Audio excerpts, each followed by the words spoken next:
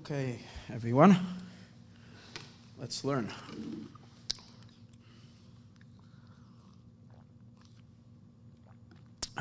So it's Thursday night, Parshas Sisa. Everybody's staying home. We're here. So last week, Baruch Hashem, we learned a phenomenal discourse from the Alter Rebbe on Purim, which turned out to be so timely as it was discussing the war against Amalek, and on so many levels it brought us to the realization that this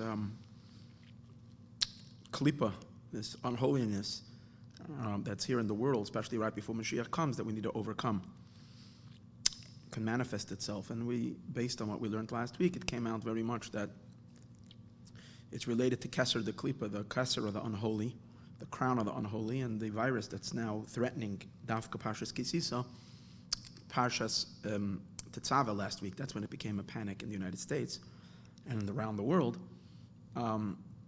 We connected it then to crown. Corona means crown, and Klipas Amalek. So last week we discussed the power of defeating that by reconnecting what Corona is trying to disconnect, trying to connect the Pnimius HaNeshama, the Pnimius of the Bittul of a Jew, the Yud to Malchus, or the Keser to Malchus. To be Mamshech Keser and Chachma, which is Bittul, into Malchus. That means that our Yiddishkeit should be Bittul based. It means based on the Eibishter, based on God, not on self. Even a very inspired self, but if it's all about you, that Chas v'Shalom is Amalek, and that's what Amalek is intended, and that leads to death. The antidote to any kind of machla, to any kind of illness, to any kind of sickness, is there's Misa, there's death, and death comes from disconnect from Hashem. Disconnect from Hashem comes from an overly sense of self. Chava was tuned into her own senses very strongly. She was into what smells good, smell not. That was one thing I discussed Purim by night. The smell not, but everything else. What looked good, what felt good, what tasted good. She was sensing herself very much. And because of that, that's the beginning of death.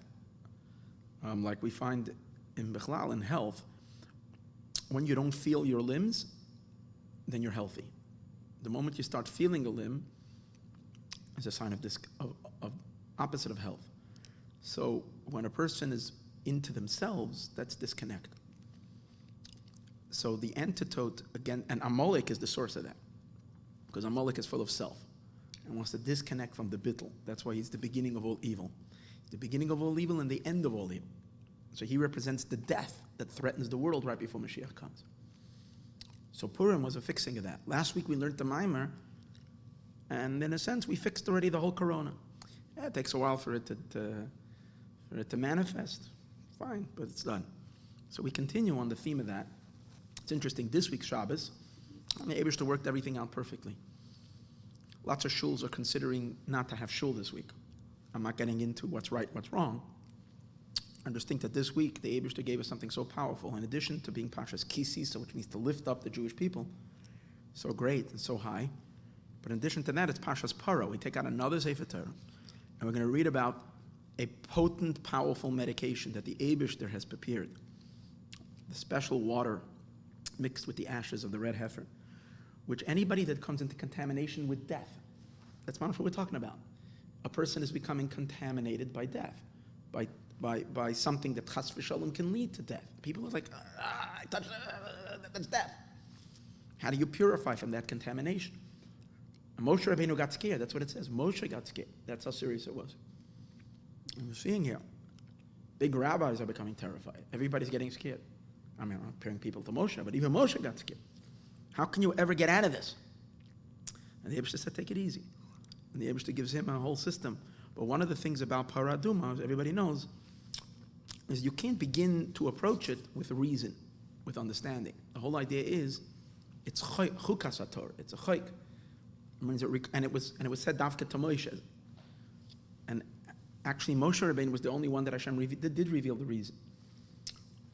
So you see, Paradum is very deeply connected to Moshe, and it's very deeply connected to a chayk that's beyond reason. Why? Because again, the point of life, where do we connect to eternal life, absolute life? When we have completely abnegated ourselves to a higher source, where our existence is not our existence is Hashem's existence. So Hashem is existing through us. I mean, He exists without us, but He chooses also to exist through us. And when our existence is nothing more than an expression of His existence, there's no death. That's infinite, it's eternal, it's an absolute. So just like when I want something, I don't need a why for me to do it. I want it, I do it because it's me. If it's you, and I'm asking you to do something, I have to give it a reason. But if it's still me, I don't have to give an explanation. If I desire something, I want it. There's no explanation. So when I ask why, I need a reason as a sign of disconnect. Give me a good reason and I'll do it. It's showing that you're already disconnected. If we're perfectly unified, then the fact that the Eibishter wants it is good enough. So the tikkun on death, which began with Chava feeling herself as something independent, is rectified by the red heifer, by the paraduma, which is a mitzvah that is, out of all mitzvahs, it is the most unreasonable mitzvah. And what's its power? That anybody who came into contact with death is healed. So this Shabbos, Jews across the world are going to take out a special Sefer Torah and decontaminate, de-infecticize, if that's a word, to disinfect. We're going to be bringing this ashes of paraduma that's going to bring a purification and a healing to the entire planet. So I believe everybody should come to shul. You can't miss this. I'm asking you a question. They tell no one to congregate. No one to congregate. But imagine if at the street corner, the person is giving the vaccine. And basically, you're running out of time. So everybody's rushing. Yeah. So you're going to congregate over there because you need to get the vaccine. That's it. In our shuls, we're going to be giving the vaccine. But it's not just healing corona. The vaccine that we're talking about is going to heal death forever, because we know there were 9 red heifers, 9 of them. The 10th one, the Rambam says, Mashiach is going to do. What's going to be the chidush of Mashiach's red heifer? Now, hold it. If after Mashiach comes, we go on living for a very long time, let's say hundreds of years or thousands of years, or maybe forever. So, how are you going to suffice with one paraduma if until now we needed 9? How long was it from the first paraduma? It was 3,500 years. Now we're going to go on living for 50,000 years. So we're going to need a bunch of paradumas. So how is it we're going to have one? So you can say, it's a miracle, it's going to last forever. But the better explanation is not it's a miracle, it's going to last forever. It's going to take care of death itself. It's not just going to take care of the tumah that comes from death. It's going to eradicate death. So this corona is the last. Death feels like it knows it's going out the window. So before it goes out the window, it wants to make it so this. So it's coming as this ugly corona, scaring everybody for the last time. Goodbye to Mavest. Goodbye to this. So let's run to shul, get paraduma, get sprinkled by this amazing. The Eibishter himself made it. The water and the red heifer. And when we read it in the Torah, it's as if it's really happening. So I would really say to every single Jew, let's get every single Jew in the world to shul Shabbos, to hear paradum. And they should wash their hands before and do the whole kavanah and everything, and not touch anybody or anything. But we got to hear the reading of the red heifer. There's nothing more potent and nothing, and it's amazing how it's coming out exactly by the Shabbos that people are like, should we open our shul? Should we not? Paradum gewaldigen. This is what we need. We need to be sprinkled by this. Mashiach is going to come. Who's going to bring the anti-corona? How do you like that? See, now it's all making sense. Mashiach is going to come. People are going to, and they're going to say, and he's going to roll out the last paradum and say, hey, Chaver, I got the anti-coronavirus vaccine. Here we go. And with that is going to go everything. Flush all darkness and all illness. Now, is it really true what I am saying right now? Well, the concepts are real. Is the corona the last thing? And I hope so. Why not? What do we need? Another thing? It's good enough. This is perfect. If we needed, whatever was already is perfect to create the drama. And now we're ready for healing already. We're ready for next. Okay, so the mimer we're learning now, I actually was thinking to learn about the paraduma. For whatever reason, I didn't. Instead, we're going to learn a mimer from Parshas Sisa, because we're reading two Torah portions this week, Sisa, and then we're reading the parsha from. And by the way, this Parshas Sisa is also the antidote to death, because in Parshas Sisa we have the Jewish people making the golden calf, which re-brought death again to the world, but also the tikkun for it, the 13 attributes of mercy, and Moshe Rabbeinu going up and receiving the second luchos. So you see there in the parsha you have a great danger, great fall, but the rectification as well. So this parsha is really above it all. I'm going to learn a mimer from the Alter Rebbe. Actually, the Alter Rebbe's mimer, but it was recorded by his son, so it's in the Mittler Rebbe Sefer called Biur HaZohar. Explanations on the Zohar. His father, the Alter Rebbe, would say Meimarim, in which he would explain passages of Zohar. According to Chassidus, he would explain a mystical passage of Zohar. So that's what we're going to learn. It deals with Machatzit HaShekel. I'm going to teach you from not what I know, but what I don't know. I'm going to tell you the truth. I was lazy and busy with Corona and all these other things. Someone has to come take my phone away from me Thursday morning. I'm going to appoint someone, a gabbai, so I don't have it. So I can actually sit and prepare the mimer, or else I get distracted. This, that, check the news 10 times. So I need to get this out, so then we can actually prepare every Thursday. But I didn't. So what I did was I just read this through one time. And that's not enough for a mimer like this, especially not to teach it. You need to learn at least 6 times. So I can't say I know it, but it doesn't seem to be too of a hard mimer. Very fundamental. And it deals with the same Pikuda that we learned last week. Where there is bittul, there is life. And the ultimate avodah of Yidden through Torah mitzvahs, through everything, is to bring bittul, Moshe Rabbeinu, power of Ma, to the entire world. And when we bring bittul everywhere, we get rid of corona. We get rid of any kind of death. We get rid of any kind of thing. And and Machatzit HaShekel, as we're going to see, is very strongly related to delivering a dosage of bittul to any dark place in the world, and causing the effect, which is the effect, is that whatever we're introducing bittul to, that creature or that being goes out of the death zone, of the zone of being an entity onto its own, separated from Hashem, and becoming included in Hashem's light, which is Bias HaMashiach, where everything is incorporated, enveloped in godliness and in holiness. That's the Giyul, and that's the Machatzit HaShekel. That's what he's going to discuss over here, the significance, the depth of this mitzvah, and later in the end of the Maimon, which I don't know if we're going to get to tonight, he connects it to Kiddush HaChodesh, which is in the Zohar, based on here, that these two mitzvahs, sanctifying the new moon and Machatzit HaShekel, the Zohar says it's really one, it's two mitzvahs, but it's really the same. These two mitzvahs are twins. They accomplish the same exact thing, one of them in one method and the other in the other method. It's like the flip side of the same mitzvah, two parts of the same mitzvah. Even though looking at it plain, it doesn't seem to be any relationship. One is in Parshas Boi, first mitzvah that Hashem gives the Jewish people, Mekadesh the Chodesh, to sanctify the new moon. The other one is in Parshas Sisa, but the two of them are deeply intertwined and connected based on the Zohar of the week. Okay, let's read inside. So it says, I'm going to actually read it from the actual Zohar over here. This is right in the beginning of Parshas Sisa, in the portion called Reya Mehemna.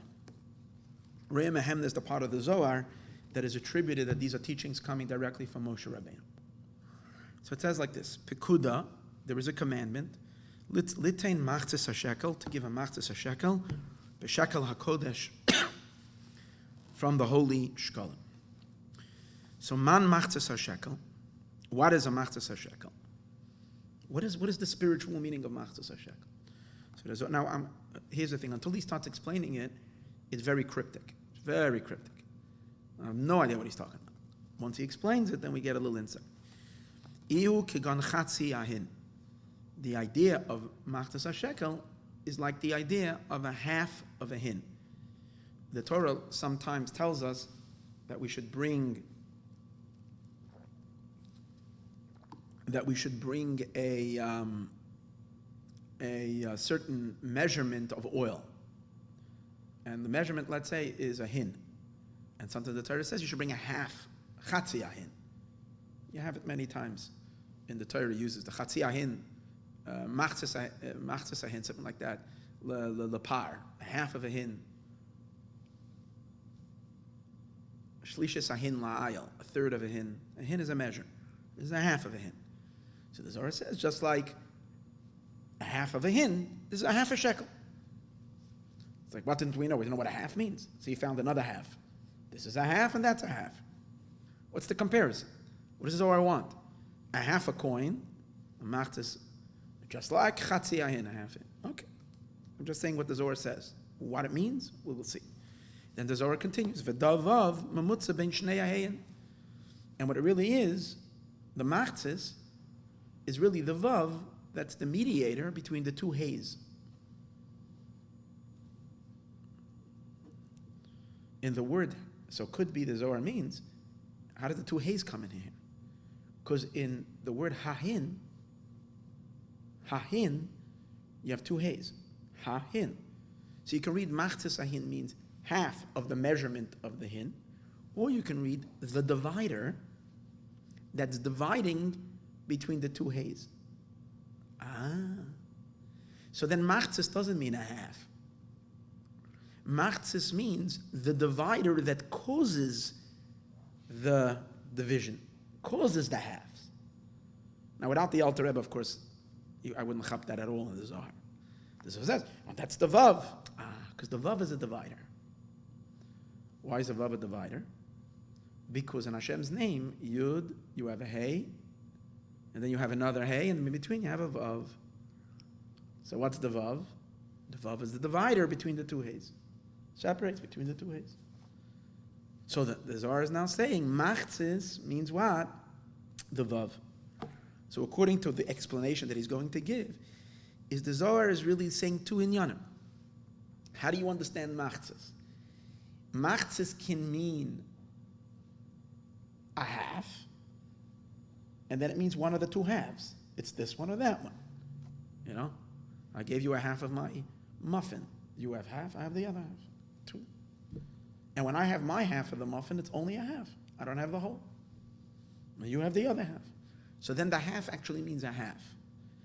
Or another meaning, machzis means that which causes, whenever you have a mem in the beginning of the word, something that causes the act or the effect of lechatzot to divide. The causer of the division. Machzis, that which is causing the dividing, the slicing. And that's the vav. Because the vav is slicing, is the split that splits between the two hays. Mamutza ben shnei hay, and it's the mamutza, it's the mediator between the two hays. Okay.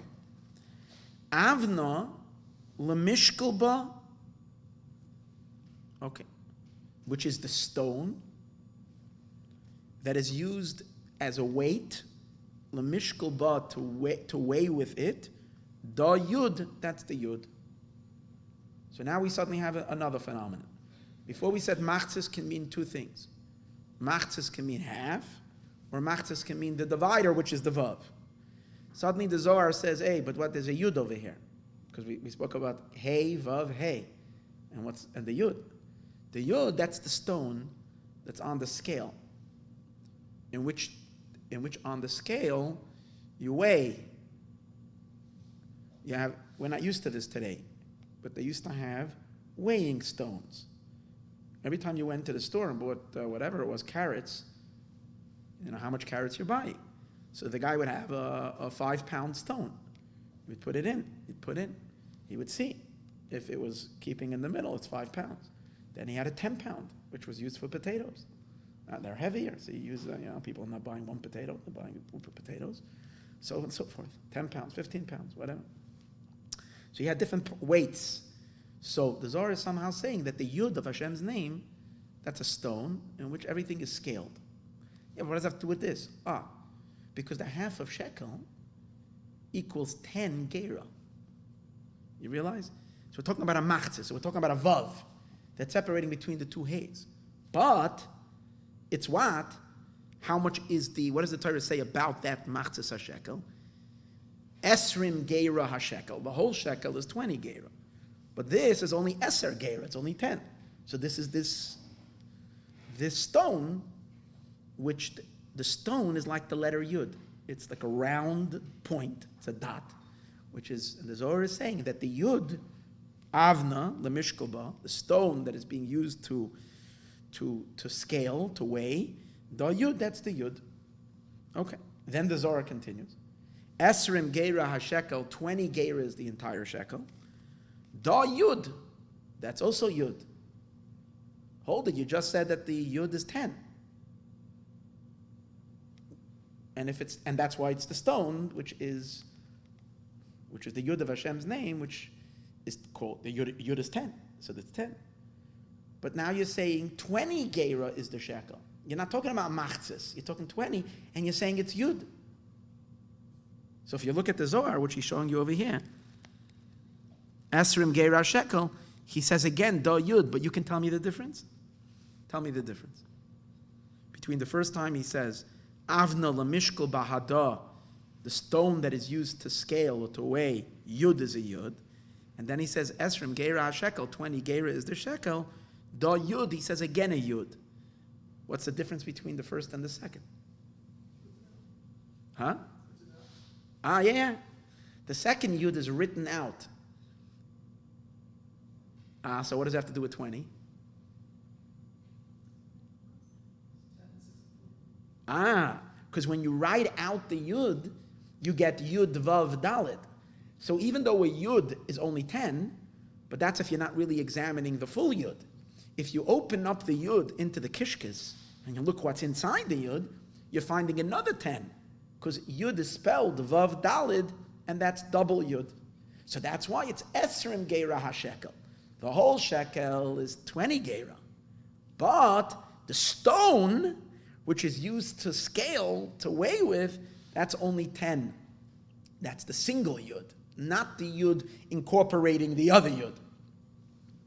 Soon he's going to call it the regular Yud and the pregnant Yud. The pregnant Yud is like the mother that has something, has a child, a whole different person inside, but on the outside, it's just her. But she's got a whole other human being growing in her. So that's the pregnant Yud, and there's the regular, 2 Yuds. And then the Zohar continues. Ha'asher, now he doesn't say the rest over here. I'm just going to read a little further. Ha'asher lo yarbe, the wealthy man, whoever is rich, the Torah says.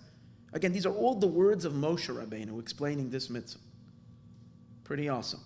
So Moshe Rabbeinu says, Ha'asher lo yarbe. He didn't share this with everybody, Moshe.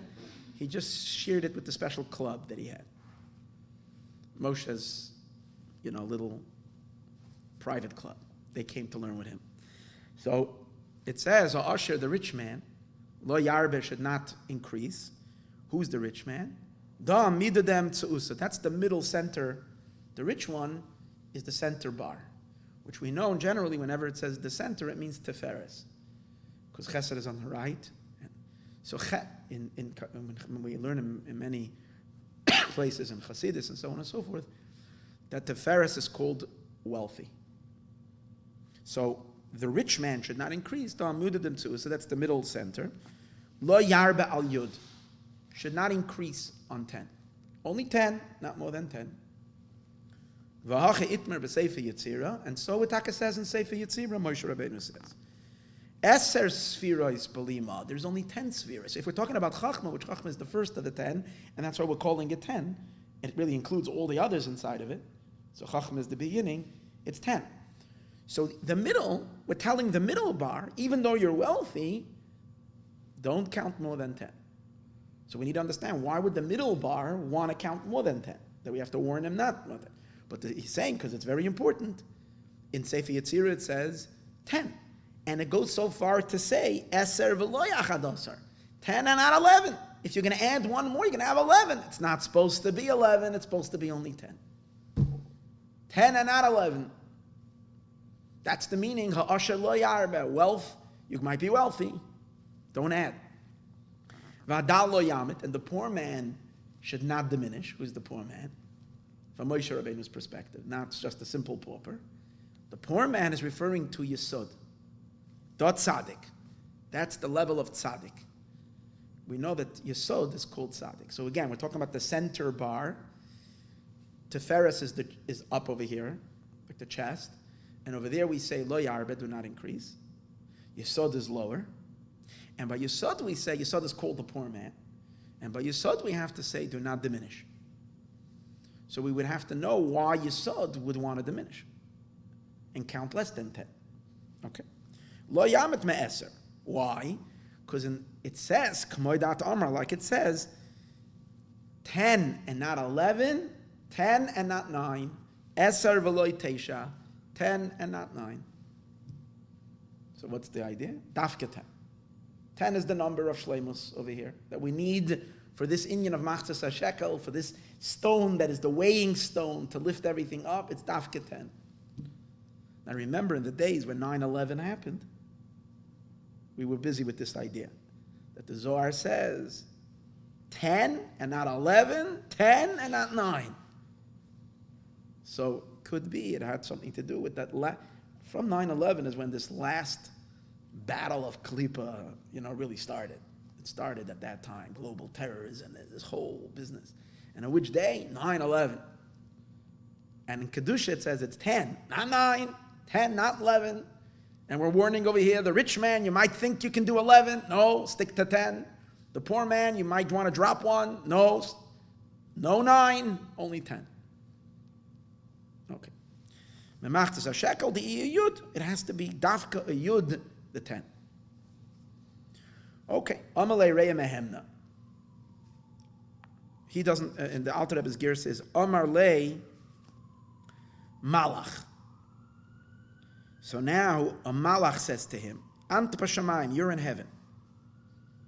So again, if he's talking to Moshe Rabbeinu or he's talking to Reb Shimon Bar Yochai, it's mashma that this is, again, the words of Moshe Rabbeinu, then he would be talking to Moshe Rabbeinu. If you say over here the girsa, according to the other girsa, is Amalei, but it's not the Alter Rebbe's girsa. Amalei Reya Mehemna, the Reya Mehemna is now speaking. It would seem like these are the words of Reb Shimon Bar Yochai, and now Reya Mehemna, Moshe Rabbeinu is speaking to him. But the Alter Rebbe's gersa seems to be Amalei Malach, that the Malach says to Reya Mehemna, that what? Ant b'shamayim, you're in heaven. Rochem ant mimorach. God loves you. Whoever heard this got very excited about this teaching. And he said, you are beloved to Hashem. Leis tava b'chol il milin yakir. And it's not a wonder that such precious words, the yafkin mepumach, are coming out of your mouth. It doesn't shock me that such incredible words are coming out of your mouth. Damandu malka, because the one who is the king himself. Oy brada malka, or the prince, the son of the king. Leis tava the yafkin margolin b'patoire. It shouldn't be a wonder that there will be all kinds of jewels and gems at his table. In other words, because of who you are, Moshe Rabbeinu, you're one with the king, or the son of the king. You're the child of the prince. It shouldn't be a wonder that you can teach such teachings. Maayon segulais, Maayon nahirin, which are filled with segulais. Your words are filled with, I don't know how you translate segulais, special omens to hell, It's filled with lights. See, that's why you're lucky you come here. You just by hearing these words, you get words filled with segulais, filled with light. Even if from now on you fall asleep, right after this. For someone else to say something like this, that would be a wonder. But for you, Moshe Rabbeinu, for you, or if it's referring to Shimon Bar Yochai, who you are, it's not a chiddush. Amar lei, he said to him, B'rich ant Reya Mehemna, blessed on you are you, Reya Mehemna, metamon ve'elach ema ant. From now on onward, you speak. The ilon v'tatan nachta l'mishma menach. because the upper and the lower have come down to hear from you. Amalei ashlim melulach. He said to him, you finish your words. Again, who's the conversation with? I'm not exactly sure. And in the Maayon he doesn't discuss it. So, Amalei is ka'an lemeimer yatir. He says, now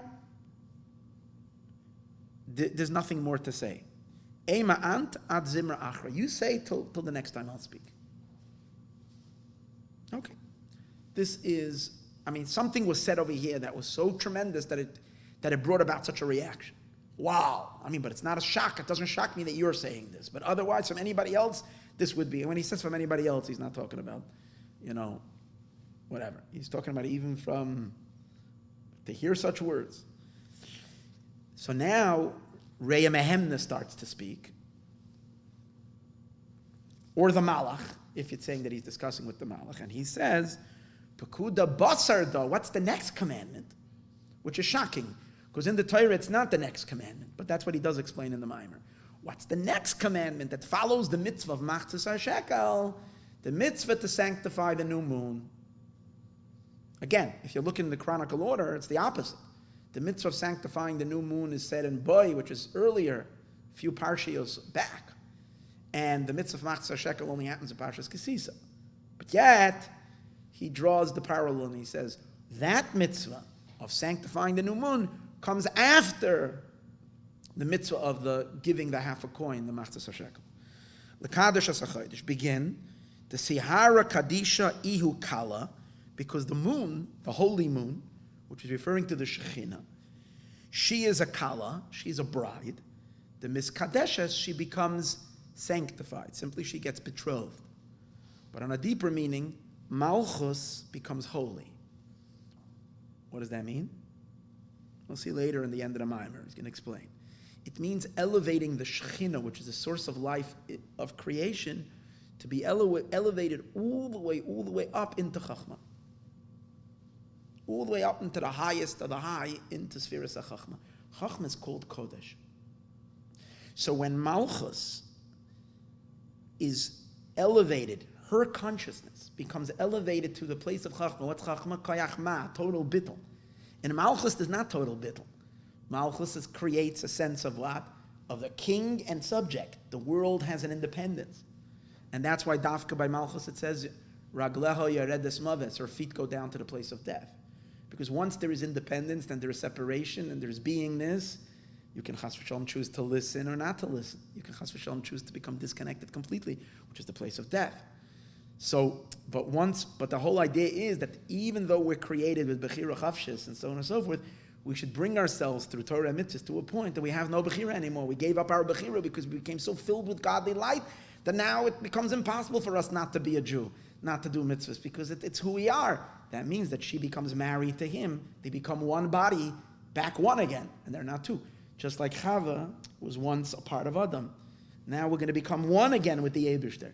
And that's the idea, that's the point of all of Torah and mitzvahs, to bring about this marriage. That's why the first mitzvah of the Torah is to sanctify the moon. The moon is Malchus, the moon is the Shekhinah. Sanctifying the power of Kodesh means to elevate Malchus into Kedusha, into Chachma. And that means to elevate the consciousness of all of existence to the Yud, to pick the Hay up to the Yud. Mamish, the subject of last week, we spoke about Amalek. Amalek tries to disconnect the Yud from the Hay. And this is bringing the Hay back in fusion with the Yud. That's the whole purpose of all of creation. That's the mitzvah. And how it's done, sanctifying the new moon. I'm just going to give you very briefly. Moshe Rabbeinu is the power of Chachma. In order to sanctify the new moon the way it's supposed to be done, we don't do it today because we don't have that power anymore. You need rabbis who had smicha, and smicha meant the real smicha. We don't have that smicha today. The real smicha is to get smicha from someone who got smicha, from someone who got smicha. Smicha simply means he leaned on you. Spiritually means he transmitted of his energy. But it means an uninterrupted smicha to Moshe Rabbeinu. The last ones who had that were the sages of the Talmud. And then it was canceled. No more smicha. So what does that mean? Moshe Rabbeinu's level is chachma, koyach ma. Moshe is ma, v'anachnu ma. He even has it in his name. Take the shin out, ma, mem he. He is koyach ma. He's the power of chachma. That's why he's the power of Torah. Torah is chachma, the wisdom of God, total bittul. Moshe Rabbeinu gave smicha means he imbued chachma, and the next level, Moshe did it to Yeshua. Yeshua Zekanim Leneviim to the Anshe Knesses Agdola. So you pass it on, and the Rambam does it specifically. Which ones? You pass that power of bittul, and it goes all the way down. So what happens is they say with their mouth about the moon, about the Chodesh, Mekudesh. They have to say those words. These Sanhedrin needed to say, the people that were Samuch for Moshe Rabbeinu, with the power of Moshe Rabbeinu, said Kadosh, they were able to do. It's a mamish the same, like the husband standing under the chuppah and giving the wife the ring and saying to her, Arei at mikudeshes li. He's picking up malchus up to the masculine energy of chachma, koyachma, the power of bittul. He's bringing her, who represents much more the world, into that total nullification and oneness with God, which is Mashiach. It's really that marriage. It's that unification. It's the elevation of malchus. But a husband and a wife does it in a particular zone. They did it in the general Shechina. When they said Mekudeshes, they elevated all of time and space into the bittul to the Eibishter. It's unbelievable. That happens by Kiddush HaChodesh. And that's why he's going to learn later, you need to have two witnesses. And the two witnesses have to see it with their eyes. That's all. They have to see the new moon. Why? The eyes are the chitzonius of Chachma. The netzach and the hod of Chachma are the two eyes. Ria, vision, is an experience of Chachma. It's not understanding. You can see something and be absolutely convinced of its truth, even though you have no understanding, you have no comprehension about what happened. You don't understand it, but you saw it. Because that's Chachma. Chachma is higher than Bina, higher than understanding. It's in any case, that's why these two witnesses, all they need to do is see it. Because they have to see the moon. Ria Samu, that's the idea. That's all part of the Mekudesh. It's extending the lights of Chachma to Malchus. But in this case, it's elevating Malchus all the way up into Chachma. That's the idea of Kiddush HaChodesh. We're going to see soon that giving a Machatzit HaShekel is the same idea. Taking the energy of Chachma and bringing it down to Malchus. I'm going to say briefly why. Because the Machatzit HaShekel, that's that Yud. And what did they do with the Machatzit HaShekel? They made the sockets, the Adanim, the sockets that held the Mishkan. What are the sockets? The foundation of the Mishkan. It's the world being elevated to facilitate God. But even deeper, the Adanim are, if you take the word Ad, it's Aleph, Daled, Nun, Yud. That's the name of Malchus. Aleph, Daled, Nun, Yud. That's the world, that's the Shechina. And when you're taking the sockets, you're putting the Karashim into the sockets. You're being mamshich the lights of Chachma down into Malchus. That's the elevating the Adonim means lifting the entire world of time and space. But over here, it's in a way where you're giving the Machatzit HaShekel. He's going to explain. You're being mamshich the lights of Chachma, the bittul, all the way down into Malchus. And by Kiddush HaChodesh, it's the opposite. It's elevating Malchus into Chachma. Two directions. Here you're being mamshich Chachma into Malchus. Here you're mamshich Malchus, elevating Malchus into Chachma. That's why the Zohar says it's the same mitzvah. And when you have that, no more corona. Fartik. Because you have bittul. With this bittul, there's no death. So any mimer we learn is a healing for corona. That's it. That. This is it. There's nothing else to talk about. Everything else is just not important anymore. Begin this Ihara Kadisha Kaladim Demiskadeh, and you know why. So now we have the first against the war against Amalek. Now we have Kiddush HaChodesh, and it comes after Machatzit HaShekel. Probably it means the Kiddush HaChodesh of Chodesh Nisan. That's why it says after Machatzit HaShekel, because Machatzit HaShekel we give an Adar. And which is the main Kiddush HaChodesh? The one from Nisan, because that's the one that Hashem showed Moshe Rabbeinu with his finger. You see the moon? Kazer Re'eh V'Kadesh. Like this aliyas of Malchus into Chachma is Be'ikar in Nisan. That's why the miracles happen, because you take time and space and you bring it to a state of total bittul. Then it doesn't operate anymore by its rules. It's not stiff in its own thing. It's nullified to God's will, whatever the Eibishter wants. You want miracles? Here's miracles. You know, it's nice. It's not nothing. You're getting out of the rigidity of things being, on me, I don't budge. That's because there's ego, there's self. Malchus has to come to a state of bittul. It's all gewaldig. Anyways, so again, I gave you a lot of the mimer already, so at least I like to give a little bit of a sketch, and then at least we can fill it in. Anyways, Pasach Re'emem, the Pikuda Basad. I didn't learn inside yet. I'm just now, meaning I'm reading the whole Zohar before I start learning inside the mimer. Begin the Sihara, Kadisha Iu Kala the Miskadeshes. The moon, the holy moon, but holy moon is not that the moon is holy. When we say holy moon, we mean what the moon represents. Shechina, Knesset Yisroel. This is the Kala that becomes holy. Al Pi Bezdin, Dafka the Bezdin. The Iu Gevura, but this experience is an experience of Gevura. Begin the Taman Leiva'e, because over there you have the Leviim. The Itma the Kedash Tes Leviim, it says over there you should sanctify the Leviim. Ulabasar, because it has to do with the left side, as we're going to see soon. Ulabasar des Chazias the Sahara the Oisel. After 7 days, so in the beginning, when they caused this yichud, this unification of the moon and Chachma, Kadesh, the Bezdin and the moon come together. When the Bezdin and the moon come together, and you have this elevation of the moon being elevated into Chachma, it's gewaldig, but you can't see the moon. It's very, very small. But then after a few days, the moon grows. And what does it mean she grows? It means the lights of Chachma, the bittul digga light, are settling into her. It's like one time you can become, I'll give an example. A person can become overwhelmed by God's truth to the point that you're completely out. You don't exist. Okay? But then, why do we need you if you don't exist? The point is that bittul should marinate in you so much till you're able to rediscover yourself. You're able to rediscover what makes you, your talents, your abilities, but the redevelopment of self should not in any way be in a way where you're stepping away from the bittul.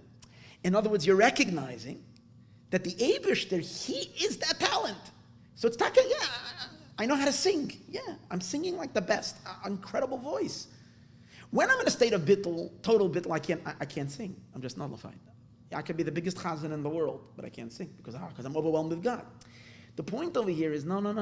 That bittul should so permeate you that you can reclaim your voice and your chazanish, or your dance abilities, or your artistic other art, or your brain, or whatever it is, and be the most magnificent projector of talent out. But it's not you. And that's the meaning that the lights of Chachma are shining into the details of Malchus. And that's why we don't make a blessing on the moon until 7 days. 7 days means the Chachma has permeated the individual. Malchus is back developed again. She's got her light, she's got her persona, she's got her talents. But it's the light of Chachma, not her. That's what it is. It's so unified, it's so one. And then you can make the bracha on it. You make the bracha. What's the bracha? Baruch atah Hashem Elokeinu melech haolam. This is the blessing of Kiddush Levana. Uberuach piv kol tzavam. Ubemi miskadeshes umisbareches b'teferes. And how does she become sanctified and blessed? Through teferes. Begin to iu ateres teferes lamuse batan atkan. This is what either the Malach or Reya Mehemna said. Fine. That's it. Okay, it's a passage of Zohar that means zero until you learn the Alter Rebbe's Maimer and really can figure this out. What is he talking about? So let's read inside.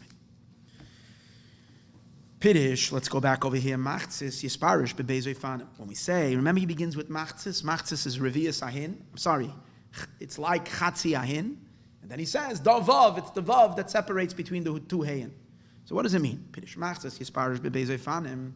The word Machatzit is divided or can be explained in two ways. One of them means mamish half. Which that means chatzi HaShekel, a half. And when we say it's a half, it only has one half. It doesn't have the second half. Meaning, and like I told you earlier, if I split a muffin, I have one muffin, you have the other half. And my half doesn't have your half. You split it, finished. So if you're saying Machatzit means a half, like the simple meaning of Machatzit HaShekel means one half, not the other half. But then the Zohar says another Pirush. Or Pirush HaBeis b'Machatzit is another Pirush in Machatzit. Lashon machloikes, the power of the divider. Shemachalik lechatzon, the one that's dividing the half, the one that's causing chatzi. Machatzis, the one that's causing things to split. Melashon mechitza, that which is the divider. Like it says, my mechitza. What does it mean, mechitza? Plukta, a split. This is a passage from in B'Mesechtes Baba Basra. V'rayesh boi beis hachatzon, the shekel. And that has both parts of the shekel. In other words, when you're saying the pirush is the divider, the power that's dividing, what is it dividing? It's dividing the two halves of the shekel. If it's dividing the two halves of the shekel, the divider itself has access to both. Right? It's like some people in shul, they're on one side of the mechitza. Then there's the other people. Then there's the people who stand in the middle. They have access to both, right? So the idea is that the divider is here and there. Beda. It has half and half. This is the one that divides the shekel to two halves. And this is what it says. Man machtzis HaShekel. What is the machtzis HaShekel? Iu kegon chatzi hahin. What's the chatzi hahin? V'dav vav, and that's the vav. Ha-memutze. Now he's playing on the word hin. Since it uses chatzi hahin, the word hin, which is a measurement of a certain liquid, it's a certain measure. It's a liquid measure, like we say an ounce.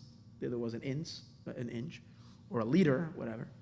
Here, he's taking it on machtzis hahin, the one that's dividing the hin. So what's dividing the hin? That's the vav that's dividing between the two hays. Vav hamamutza bein beis hahin. It's dividing between the two hays. The simple meaning of chatzi hahin, einay soivel, only contains rak chatzi echad bilvad, only contains one half. Aval acha shemafarshay al derech hasoid. But once the Zohar goes deeper and explains it on a more mystical level, that it's the vav, ha'amamutza bein shnei hayin, that separates between the two hays. Harei pirish chatzi hayin. So now, what does it mean, chatzi hayin? Gam kein ke'inyan shemefarish machtzis HaShekel. In other words, chatzi hayin also doesn't mean half the hin. Chatzi hayin is the same like machtzis HaShekel, the divider of the hin, which was the same like the divider of the shekel. Not half, but the power that's above the half, it's actually above the whole, because it has such power over it, it can divide it. This is what divides the shnei chatzah into two halves. Achar sha'avav hu b'bchenas memutza. Since the vav is the memutza means the mediator. V'chol memutza, and every mediator, soivel beizad varim shehu machaber oy machalek, always contains within himself, tolerates within himself the two things that he's either attaching or that he's dividing. Kidu as it is known. A memutza, a medium, can always serve both as a connector or as a divider. Because it's interesting, we say vav over here is the divider. But al pi pashtus, vav is a connector. Whenever you put a vav in front of a word, it means the and. And is a connecting word. That's why Rashi says, for instance, on the word ve'ela hamishpatim, it should say ela hamishpatim. So Rashi says, just like the first word from Sinai, this is also from Har Sinai, because that's why it starts with an and. So vav it's called vav hamachaber, a vav that connects. But every connector is also a divider. Why? If I'm saying one thing, then it can be one thing. But once I add the word and, you know that what? The first thing has ended. And is coming out to add something else, but it's adding something else. It's taka adding, but it's adding something else. So it's interrupting from what was before. So the vav is a connector, it's an attacher, it's also a divider. So he's saying every memutza, every medium, soivel beis advarim includes both. Shu machaber machalek yedua. So now, if the vav is dividing between the two hays, it means it must contain the two hays in it. And therefore, the machatzit over here means not half, it means both halves. It means how they're both contained in it. This is the simple meaning in this maimer. course, no one would get that. But what does this mean above? What is the deeper meaning here? In the two hays, they are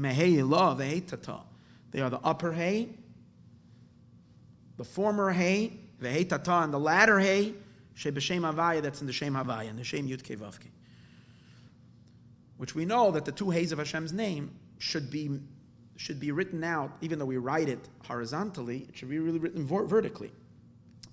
Because the way the letters work is that the former letters are much higher. When we say higher, we mean like endlessly higher. So the Yud is like way, way above the Vav, the Hay. And then so according to that, you have an upper Hay, you have a lower Hay. Like with this concept of two Hays being double, one on top and one at the bottom, you have Ma'aras HaMachpelah. Why was she buried, Sarah and Ma'aras HaMachpelah? All these Avos and Imois, but it was bought for Sarah. Because Sarah is Hay, she's Malchus. And Hay is Machpelah, double. And Rashi says it was an upstairs and a downstairs. The Rebbe explains it doesn't mean that the cave itself is an upstairs. On the field, there was a building with 2 stories. But still, it was called Sades de HaMachpelah. Rashi says, Bayis v'ali al gaba. Why? Because Bipnimius in Yanim. The hay is an upstairs and a downstairs, an upper hay and a lower hay. And that's called HaMachpelah. Hay kafel, double hay. So you think, okay, Avram found the place. No, he buries, the Avos are buried in the Yud Kei Vav Kei. So they probably didn't die too much if they're buried in the Yud Kei Vav Kei. That's what we say, tzaddikim don't die. Yaakov lo yimeis, and so on and so on. And really, it's true about all the tzaddikim. If you're buried in Yud Kei Vav Kei, you're not buried, right? The upper hay and the lower hay. Shebeshem Havaya, Shu B'chinas, which is the level of Bina, B'chinas Malchus Kiyadua. Bina is the upper hay, and Malchus is the lower hay. V'havav ha'mamutza b'neihem, and then there's a vav. What's the vav, the mamutza? So where do you see that the vav is a connector between Bina and Malchus? Well, when you spell Yud Kei Vav Kei, you see. First you have a hay, then a vav and a hay. But also, if you go into the content of it, vav is, when you put a vav is a hamshacha. A vav is a flow. Because the way you write a vav, it's a line going down. So every physical writing, especially of the letters of the Torah, are symbolic. They're showing on, letters are all expressions of energy. But here it's a straight line, represents a downloading. Vav is a downloading. It's a hamshacha. Something coming from a higher place and being drawn down to a lower place. So that's why the Zohar says that sound or voice is vav. Voice. What does that mean? In order for a person to be mamshech, in order for a person to bring something that's private and be mamshechit to others, you use speech, but if the speech doesn't have any voice, no one is going to hear it. In order to be mamshech, unless the person is standing right next to you, maybe they can hear the speech without, but that's not far. Now, if the person standing right next to you means, in concept, I'm not saying physically, but in concept, the person right next to me means that they're on your level. That's why they're so close. That's why they can stand right next to you. So if there's just speech without voice, you're not necessarily going to hear it unless you're mamash on the same level as the mashpia. In order for it to travel a distance, the student is sitting there and the teacher is over there. So in order for it to start at a distance, there has to be sound. So you see, what does sound do? It's being mamshech from a higher, from the teacher, to a lower, to the student. So the voice is literally, that's what the Zohar says, a vav, which is a downloading, bringing something down. Same concept as voice. Something that's inside is now traveling and being nizgala and being revealed outside. That's one pirush of vav. In many places in Zohar, it mentions vav dokoil, that's sound. But there's another pirush for vav, which is a little more pneumistic, a little deeper. Because if we say it's sound, it's a little bit more physical. Sound is physical. Physical sound. But now let's go a little deeper. Vav is also 6. And 6 represent the 6 emotions. Chesed, Gevurah, Tiferes, Netzach, Hod. So therefore, the Vav, he says over here, is either Hamshacha, it's either koil, sound, or 6 midos. It's the midos, the emotions. He's going to explain how either way we look at it, whether it's a koil, sound, or whether we look at it as midos, emotions, we can see how they bridge Bina and Malchus. Voice and emotions are a bridge, are a communicator between the Bina and the Malchus. Biur adavar yedua. V'havav hamamutza b'neim hu ha'koil or ha'midos. It's the koil, it's sound, or midos. Where do we see that? Biur adavar yedua al derech mashal. The explanation of the matter is known. Mipsari echza. Let's take a look at our own flesh. The ha'koil hu ha'machaber es ha'machshava el ha'dibur. What connects thoughts to speech? What connects the thought to the speech? I'm thinking.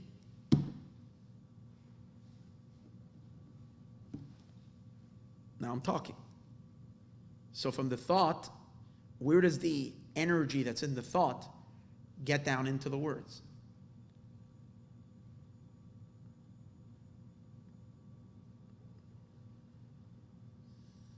The channel that takes the thoughts, the chayos that's in the thought, the energy that's in the thought, into the speech is voice, sound. That's why we say in davening that if you want to daven with kavanah, you should daven loud. Koil ma'orer ha'kavanah. Voice evokes. If you're standing there sleeping, you probably space it out everywhere. If you're saying the words loud, it's ma'orer the kavanah. Chassidus even sees it deeper. It's not just saying the words loud, because then it's singing a nigun in the middle of davening. Chassidim used to sing a nigun in the middle of davening. And so it's pure nigun without words, just voice. And the voice was able to take all the words of davening, the dibur that they're later going to say, or they started saying and then they stopped, to draw the kavanah, to draw the inner emotions, the inner thoughts connected to the words. The words are alive. Koil ma'orer ha'kavanah. So you see that the connector between machshava and dibur is koil. Now machshava many times is referred to as bina, is machshava, thought, and dibur is malchus. Malchus is speech. So the connector between machshava and dibur, between bina and malchus, is through what? Is through koil. That's how you see the vav, and that's why the vav is between the two hays.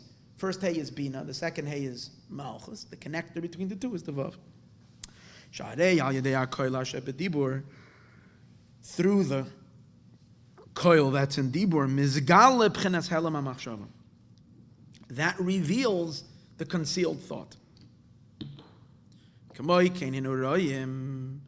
That's how it is in thought. In voice. That voice acts as the bridge. We also see it in emotions. Dry intellect, probably you will remain silent about. When you read something and it doesn't excite you in any way in the emotions, and it's just purely intellectual, and there is no emotional reaction to it, you're most likely not to share it with anybody. But usually when you learn something, it stimulated you. You understood it, and you got it, and it usually stimulates some kind of an emotion, some kind of an excitement. You get passionate, you get excited about it. And when you have passion and you have emotion, that leads to speech. You'll see, the more passionate you are about something that you heard, to more people you repeat it. If you're not passionate about it, even if it's nice, but it didn't evoke anything in you, an emotion, it's usually quiet. Because the intellect is too far from speech. Intellect is very internal. Speech is external. You need something that bridges. Emotions are more in the middle. They're not as inner like the intellect, like the mind. So they take things more to the outside. The midos that are in the heart, they're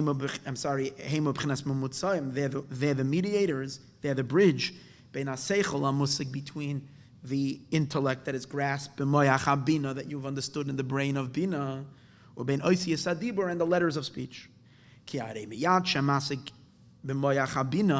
As soon as you apprehend something in your mind, it gives birth to the emotions in the heart. And then here's an interesting thing. Remember, we said what else is the bridge between the thought and the speech? The voice. So the two things go together, because when you're emotionally about something, you become loud. Emotions make you loud. And that's why we see that a person's tone of voice, the loudness of their words, are based on how much excitement there is. The more passionate they're about something, the louder they're going to speak. When a speaker gets very loud, because they're reaching a peak of excitement in what they're saying. So sometimes you have someone who's very dispassionate about everything they're saying, and they're speaking in a very monotone all the time. I see. So emotions generate, the idea itself doesn't generate sound, or loud sound, for sure not.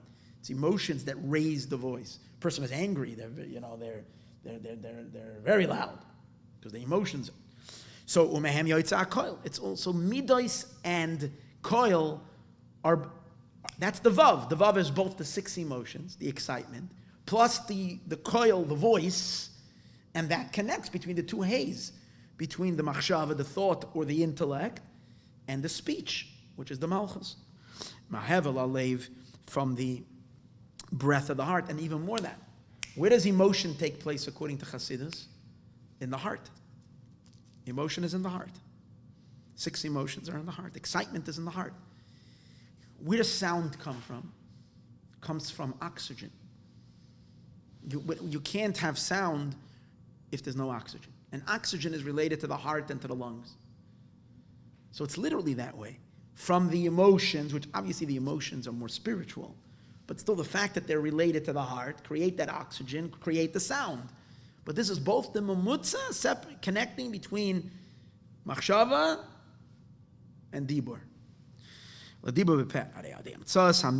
you see through the medium of midos, it reveals the mind, the grasping, bedibur in speech. And that's the vav, the koil Yaakov. That's the vav of koil Yaakov. Bekala pnima, with this inner sound. What is he saying, koil Yaakov? Because the idea of koil is referred to Yaakov. Why? Because by Yaakov it says, Yitzchak says to him, koil Yaakov. Yaakov is the owner of voice. Yaakov is voice. Yaakov must have had a beautiful voice. Must have been an unbelievable chazan. I never thought of that. But if we say by him, koil Yaakov, the voice is the voice of Yaakov. It must have been exquisite. In any case, why? Because Yaakov is the sum totality of the midos. Avram is chesed, Yitzchak is gevura. Yaakov is the blend. So Yaakov represents mamish, the center here, where the emotions are, and that's what creates koil. And that's why by Yaakov we say the main thing is koil Torah, the sound of Torah. Rashi says, as long as you're koil of Torah and the koil of tefillah, it's the voice. And what does it function? That's the purpose of Yaakov, the purpose of Jewish people, always continuously having a koil, a voice. What this voice connects, it connects the higher world with the lower world. It connects Bina and Malchus. It keeps all of existence attached. It keeps God's thoughts attached to God's speech. Or else, God forbid, the thoughts can wander away into themselves, and there's no communication between thought and speech. And let me tell you, boy, is that a mess. When the Eibishter's speech is not connecting to the Eibishter's thoughts, it's no good. So you want the thought, which is the purpose and everything, to be very strongly felt in the speech. For that, we need to have the mamutza. The mamutza is koil Yaakov, the koil, the voice. Who connects the seichel, which is Leah, and connects it to what? Bedibur, into speech. Shanikra Rachel, that's called Rachel. So remember, if you were here Purim by night, I mentioned by the Purim party, I mentioned that Mordechai is Gematria Rachel and Leah. Because Mordechai comes to bridge, we spoke last week, Mamash, this one I discussed on, I love when things come together. So by the Purim party, I discussed why is he Gematria Rachel and Leah? Because Mordechai is coming to fight Amalek, And Amalek, we said, fights. He wants to separate between Yud-K and Vav-K, between the concealed world and the revealed world, between Leah and Rachel, between the upper hay and the lower hay. He wants that disconnect. So you have to fight him from both the power of the revealed and the power of the concealed. So I mentioned from the Bnei Yissaschar, this fits so geschmack into this, I mentioned for the Bnei Yissaschar this week that's why, but every time we fought against Amalek, there was always two powers, the children of Leah and the children of Rachel. Because Moshe Rabbeinu was the one who comes from Leah, but he tells Yeshua to go fight. Yeshua is from Rachel. So the revealed war is being done by Yeshua, but the power behind is Moshe standing up there holding up his hand. Because the power is from the concealed world, from Leah, but Rachel is the one. Why? Because Leah is the concealed world. She's the upper hay that's concealed, the Bina that's concealed. Rachel is the revealed world. As I mentioned on then, that's why Rachel is buried out in the open on the street, and Leah is buried in a concealed place. Right? And that's why Leah, when Yaakov was with, you weren't here, that's why. So it's good I'm repeating it for everybody, but I know that Leah and Rachel, okay, no one knows what I'm talking to. The other thing about the two is that when Yaakov was with Leah, the first night of their marriage, it was concealed from him who he was with. He didn't know it was Leah. Because Leah is the hidden. So he was hidden even from Yaakov. And Rachel is the revealed. Leah was exquisitely beautiful, but in the hidden. On the outside, he didn't see it, he didn't get it. Rachel was she's revealed. So, and that's why also later, the next stage against fighting against Amalek is by Shmuel Hanavi commanding Shaul. Who's Shaul? Shaul is from Binyamin. Shaul is from Binyamin, and Shmuel is from Yehuda. So he's from Leah, and Shaul. And again, the same thing. The one who actually has to fight the war, the one who's actually going to do it. The revealed part of the war is from the descendants of Rachel. The concealed part of the war and that's why Mordechai is Gematria, Leah, and Rachel together. And what is he called? We kind of don't get his identity. He's called Ish Yehudi, Ish Yemini. He's called both. He's a Yehudi. That means he's from Yehuda, but he's actually a grandson of Shaul HaMelech. He's Ish Yemini. He's from Binyamin. He's both. But since he's the connector who's going to connect the two hays, opposite of Amalek that's trying to divide, his name is Mordechai. And Mordechai, he explains over there, Mordechai and Hadassah, which is Esther, are both related to fragrance, to the nose. He doesn't explain it over there at this point. He just says, because he says it has to do with Adam and Chava, that all the senses are mentioned by the Cheta, the Yetz Hadas. The only one that's not mentioned is smell, because smell did not get tarnished by the sin. So Mordechai and Esther, since they're making this tikkun, he's called Muradachia, which has to do with spices, with keteres, and she's called Hadassah, which is Hadassim, also scent of scents. But what he does mention is, what does it say by Mordechai?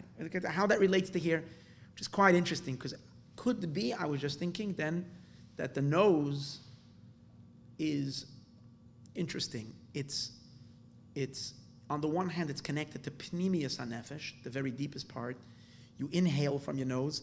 Ad kedei kach, that when they wanted to test if someone is alive or dead, let's say on Shabbos, when you're not allowed to move a dead body, and there was God forbid, an earthquake and a collapse, and they're looking for survivors. You come upon a person, and you don't know if he's dead or alive. So you check the pulse, no pulse.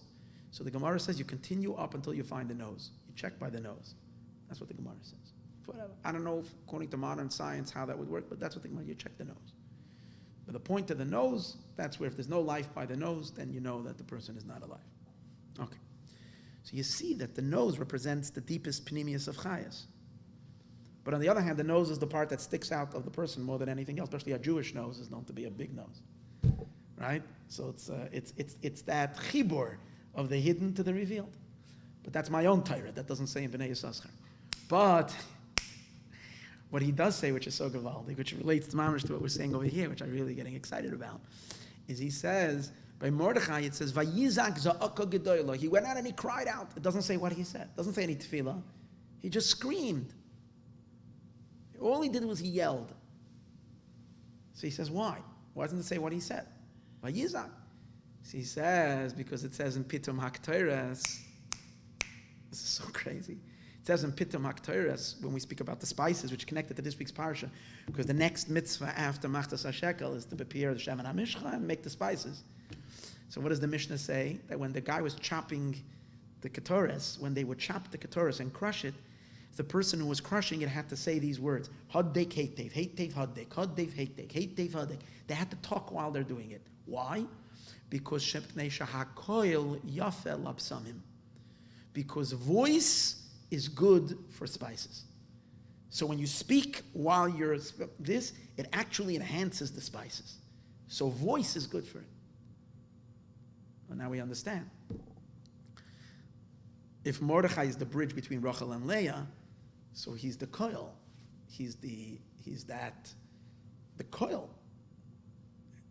And that's why it's good for psalmim. It's his Indian.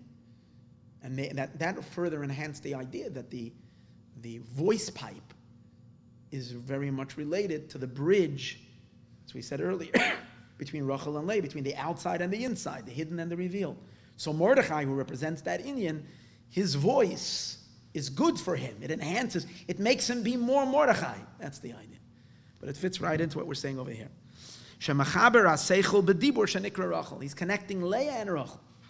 V'winya masha kasav kan. And this is what it says over here. The vav, memutza bein ha'heilah, connects between the upper hay, the bina of bina, lehei tata, to the lower hay, Shua dibur, which is dibur ki yedua, as it is known, v'dai l'meven. And it is enough to those who understand. Okay. So what did he do over here? He just basically, so far, is trying to explain to you what this vav over here is that we mentioned. What's this vav that we mentioned that is serving as the connector between the two hayin? And that's, what does the Zohar say? That's the Machatzit. Machatzit shouldn't be understood half this one. The divider, that's the Machatzit. Okay. What does it have to do with two hayin now? Okay, I know what the hays are. And we know what the connector is, but what does it have to do? Let's see. This that it says it's a half a hin. What he wants from this is the idea of the divider of the shekel, who kamoy inyan shall havav the chatzi ahin, is similar to the idea of the vav of the chatzi ahin. Dahainu. Meaning he's not saying that Machatzit HaShekel is the vav. He's not saying the Machatzit HaShekel, the divider of the shekel, is the vav. That's not what he's saying. He's just doing a comparison. Just like the Machatzit of the vav. Just like the Machatzit of the vav, which is the idea of Machatzit ahin, Chatzi ahin, because it's coming to divide between the two hays. Ha-hin has two hays. The divider between the two hays, which is the vav, is an entity that includes both. It's not just one. It's not a half in the sense of half, but rather a power that can divide the two halves, but therefore includes the two halves in it. The same over here, Machatzit HaShekel is a power that can divide the shekel. What's the shekel? The shekel, as we're going to see, is the yud. But in the yud, there are two halves of the yud. What are the two halves of the yud? The yud itself and the hidden letters of the yud, which also make yud. Remember we said earlier that a yud equals 20. Because you got the regular yud, you got the skeleton of the yud, the outer yud, and then you have the inner filling, the marrow of the yud, the inner filling of the yud. What's that? That's also a vav and a daled. That's also yud. So the whole shekel is the two halves. Machatzit HaShekel is a divider that divides that yud, similar to the vav that divides between the two hay, that includes both hays in it. That's all he's doing. Not saying that the Machatzit HaShekel is the vav. Machatzit HaShekel is not the vav. Okay. The Hainu Shek. Kamoy shahavav memutza ben beis hay, and there's a memutza between the two hays. Kach yesh b'chenes memutza b'chachma. There is also a memutza in the level of chachma. Kine gam oira chachma yesh ba b'chenes hamidos v'hadibur. Because the light of Chachma also has midos and dibur. Shehu anikra vav dalis kiyadua. We said before, the Yud has what? If you spell it out, Yud Vav Dalet. Now, the Vav of the Yud, now we're talking about Chachma. So Yud is a Chachma. Chachma is that first initial spark. Flash. Boom. But we know that that initial spark is going to cause everything. The initial spark is going to cause everything. So it contains in it everything, the initial spark. Why? Because from an initial spark is going to come a whole unbelievable development of an amazing thing, which is going to bring a lot of excitement and a lot of emotion, and it's going to then come down to practical. Any project starts with a flash. Any amazing thing that ever happened in the world started with what? Someone had an idea. From that idea. Oh, that's the reason why the Yud has within it a Vav and a Dalet. Why? Because Vav is 6, the 6 emotions. That means in the potential of the epiphany is all the emotions that are going to come out of it. And Daled is speech. In other words, the ability to take it and actualize it, make it real. Through speech and action, you actually take this concept. If you're not excited about it, it will never lead to speech and action. So first you have a concept. Then from the concept the only thing that it's missing really in the Yud, the only thing that's missing is the Hey. Usually in Yud K Vav K, you have a Yud, a Hey, a Vav, and a Hey. Here in the Yud itself, you had Yud, Vav, Dalet. The only thing you're missing is the Hey. Because the Dalet is like the Hey. Dalet is Dibur, speech. It's like the Hey, which is Malchus, Dibur. The Vav are the 6 emotions. And the Yud is so the only thing that's, because it's telling you that the Yud, the point, has it all. Why it's missing the Hey, I don't know. But that's not what he's doing. The main thing is to see that in the Yud is everything. Now, but it's very hidden. That's a full shekel. The divider that divides it has both, as we'll see soon. We'll see what means the divider, but we're going to get to that. Which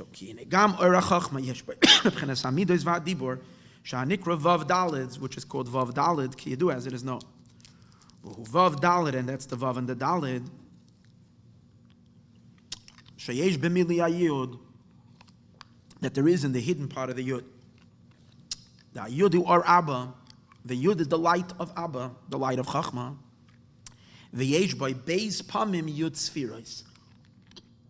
Chachma contains in itself double 10 spheres, not one time 10 spheres, double 10 spheres. Why? Echad Yud Spheres Shal Atzmai. One is the 10 spheres of their own.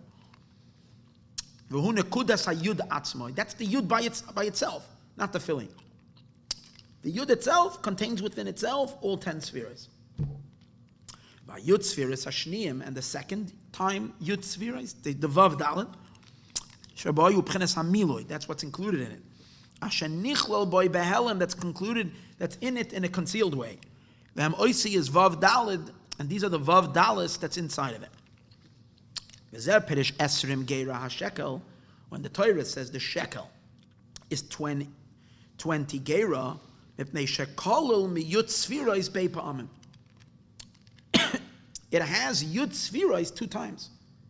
Again, the shekel is Chachma, but it has it's Esrim. Why is it Esrim? Yud for itself, Chachma for itself, which on its own contains 10 Sfiros. And in addition to that, it has the Vav and the Dalet, which is a furthering of the Chachma on a whole new level. We're going to see soon. Echad be'etzem, one on its own. V'abeis b'miloi, in its filling. Sharei miloi shaloi, vav daled oile gamkein eser. Because the miloi also is gematria 10. In Machatzit HaShekel, hainu b'chenes hamamutza, and what is the Machatzit HaShekel? The divider, shemachalik lebeis chatzayin alalu, that divides these 2 halves. Kamashi is bar b'samach b'maimer, avna lemishkel. Like he's going to explain later when he's going to start explaining what it says about the stone. The stone is the Yud that is meant to scale, to weigh. By the way, until now, it's all a mystery. What is this? What does it mean? You have a scale, you're going to scale with it. But the stone that's used to scaling, to weigh, The measuring stone is only the Machatzit HaShekel. It's not the full Yud. It's only the 10 of the Yud itself, not the Vav and the Dalet. We'll soon see. That's why you have to split it. We'll get to that. First we understand, what does it mean there is double Yud in the Yud? What's the meaning? You're now allowed to check pages further. That's it. We only know what's on the page. Because what happens with the Maayon is as follows. You learn,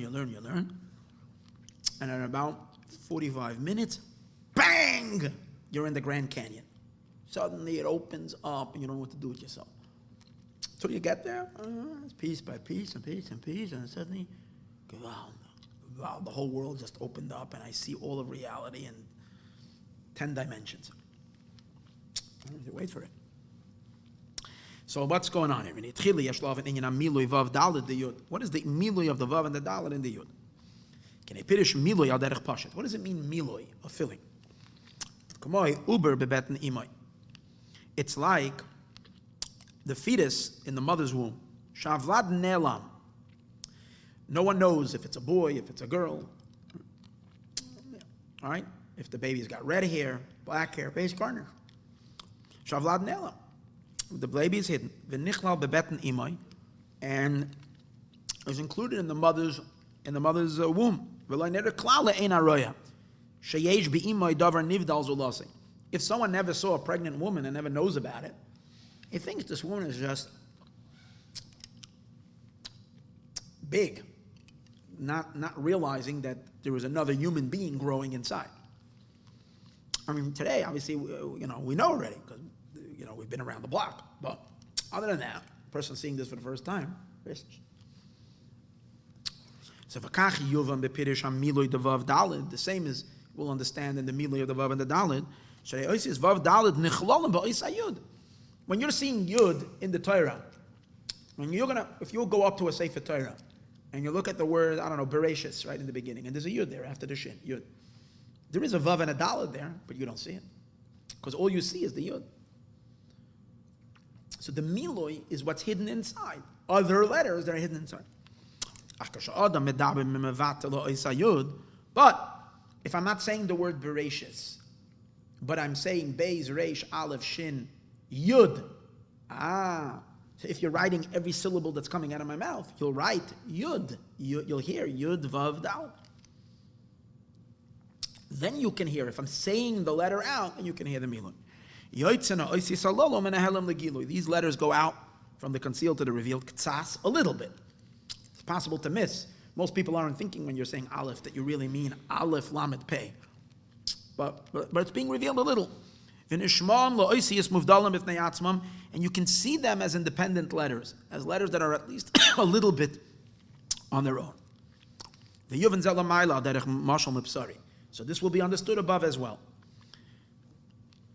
Now he's going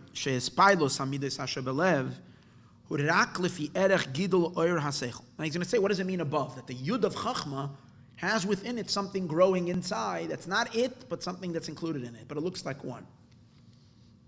So let's take a look at our own.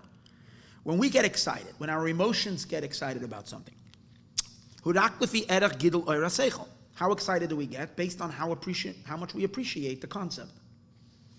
If we appreciate something very little, so let's say, I'll use something negative. I shouldn't use negative, but this coronavirus. If you're not paying attention to the news, you haven't read about it, you heard someone mention it, right? You didn't have much fear, because you didn't read about it, you know nothing about it. You heard somebody's talking about it.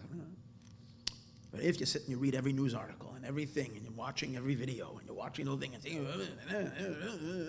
so you have so much knowledge, and it expands in your mind of how much and how it's being passed around, and how that can cause a panic. The emotion grows.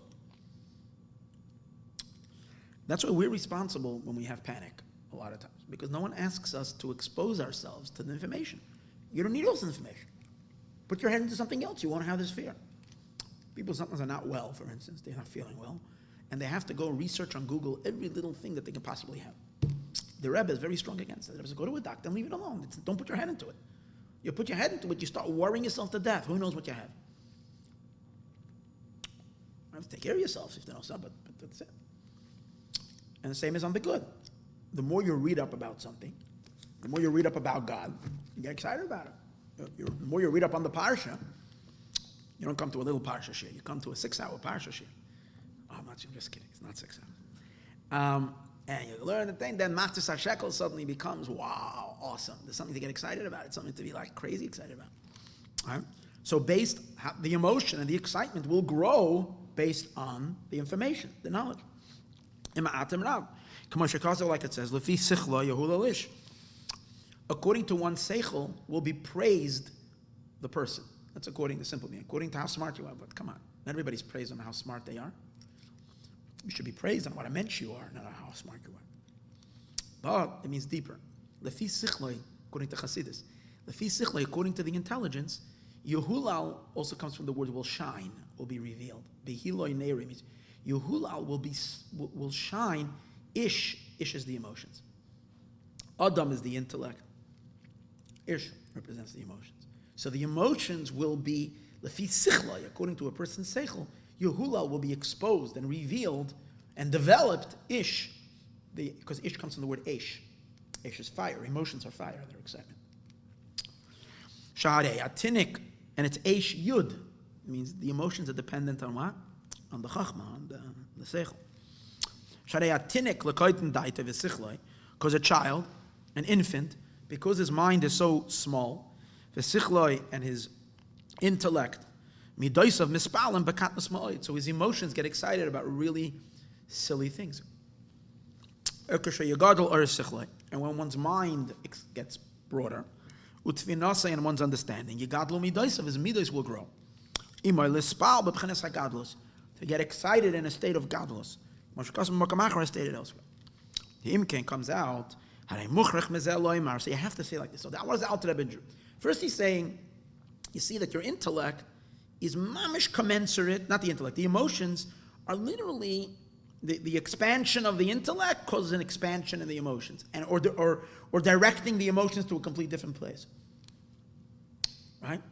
So that Alter Rebbe is going to derive not just that one is impacted by the other, but that the emotions really exist in the intellect. That's why it can be so controlled by the intellect, because it doesn't start as an emotion. It starts off being in a pregnant state, in a fetus state, in the intellect. The emotions are like a fetus within, because the moment you're perceiving something, inside of it is the potential excitement that you're going to get. You're going to love this thing, you're going to be afraid of it, whatever the emotion that's called for. But that's what he's saying.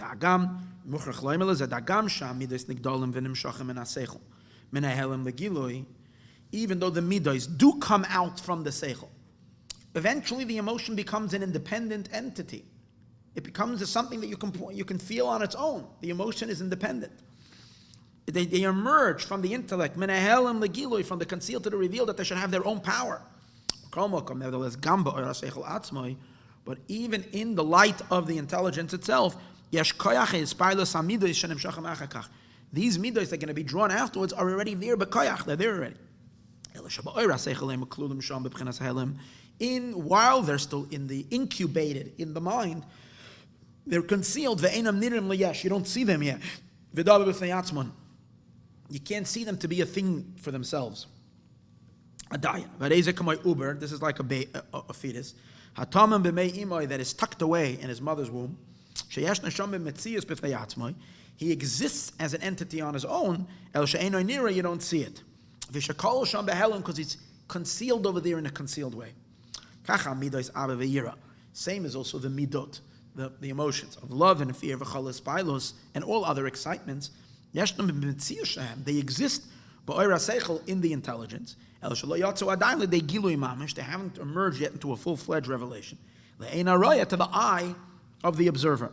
Because if not so, if you're not going to say that the midos are in the mind, why would the emotions be so controlled by the intellect? And the answer is their whole birth, their whole development is the seichel, and they're even inside the seichel, so they're so conditioned to the seichel. Everything about the seichel, because their entire existence began and started and is incorporated in the seichel, even though you don't feel it. When you're initially exploring something, you don't feel the excitement that you're going to have tomorrow from it. Right now, you're just lost in the idea, not in how you feel about the idea. But it's brewing. It's silently brewing inside of you. It's developing. And that's the reason why, based on the quality of the intelligence, will be the quality of the emotion. The more sophisticated the intelligence is, the more sophisticated the emotions are going to be on a much more refined level. Now, speech is also the same thing. What do we mean by that? Speech is also very controlled by the mind. Right? What do we mean? You don't say anything that's not first thought. The thought completely controls the speech. Unless you do say what's not what you didn't think. And then obviously most of the times you regret for ever saying it, right? The speech is really very, very tag-along and very dependent and very inseparable from the machshava, from the thought. Let's see. It's included in the light of the intelligence. It's not just even in the machshava, but even in the intelligence. How you going to put together the speech?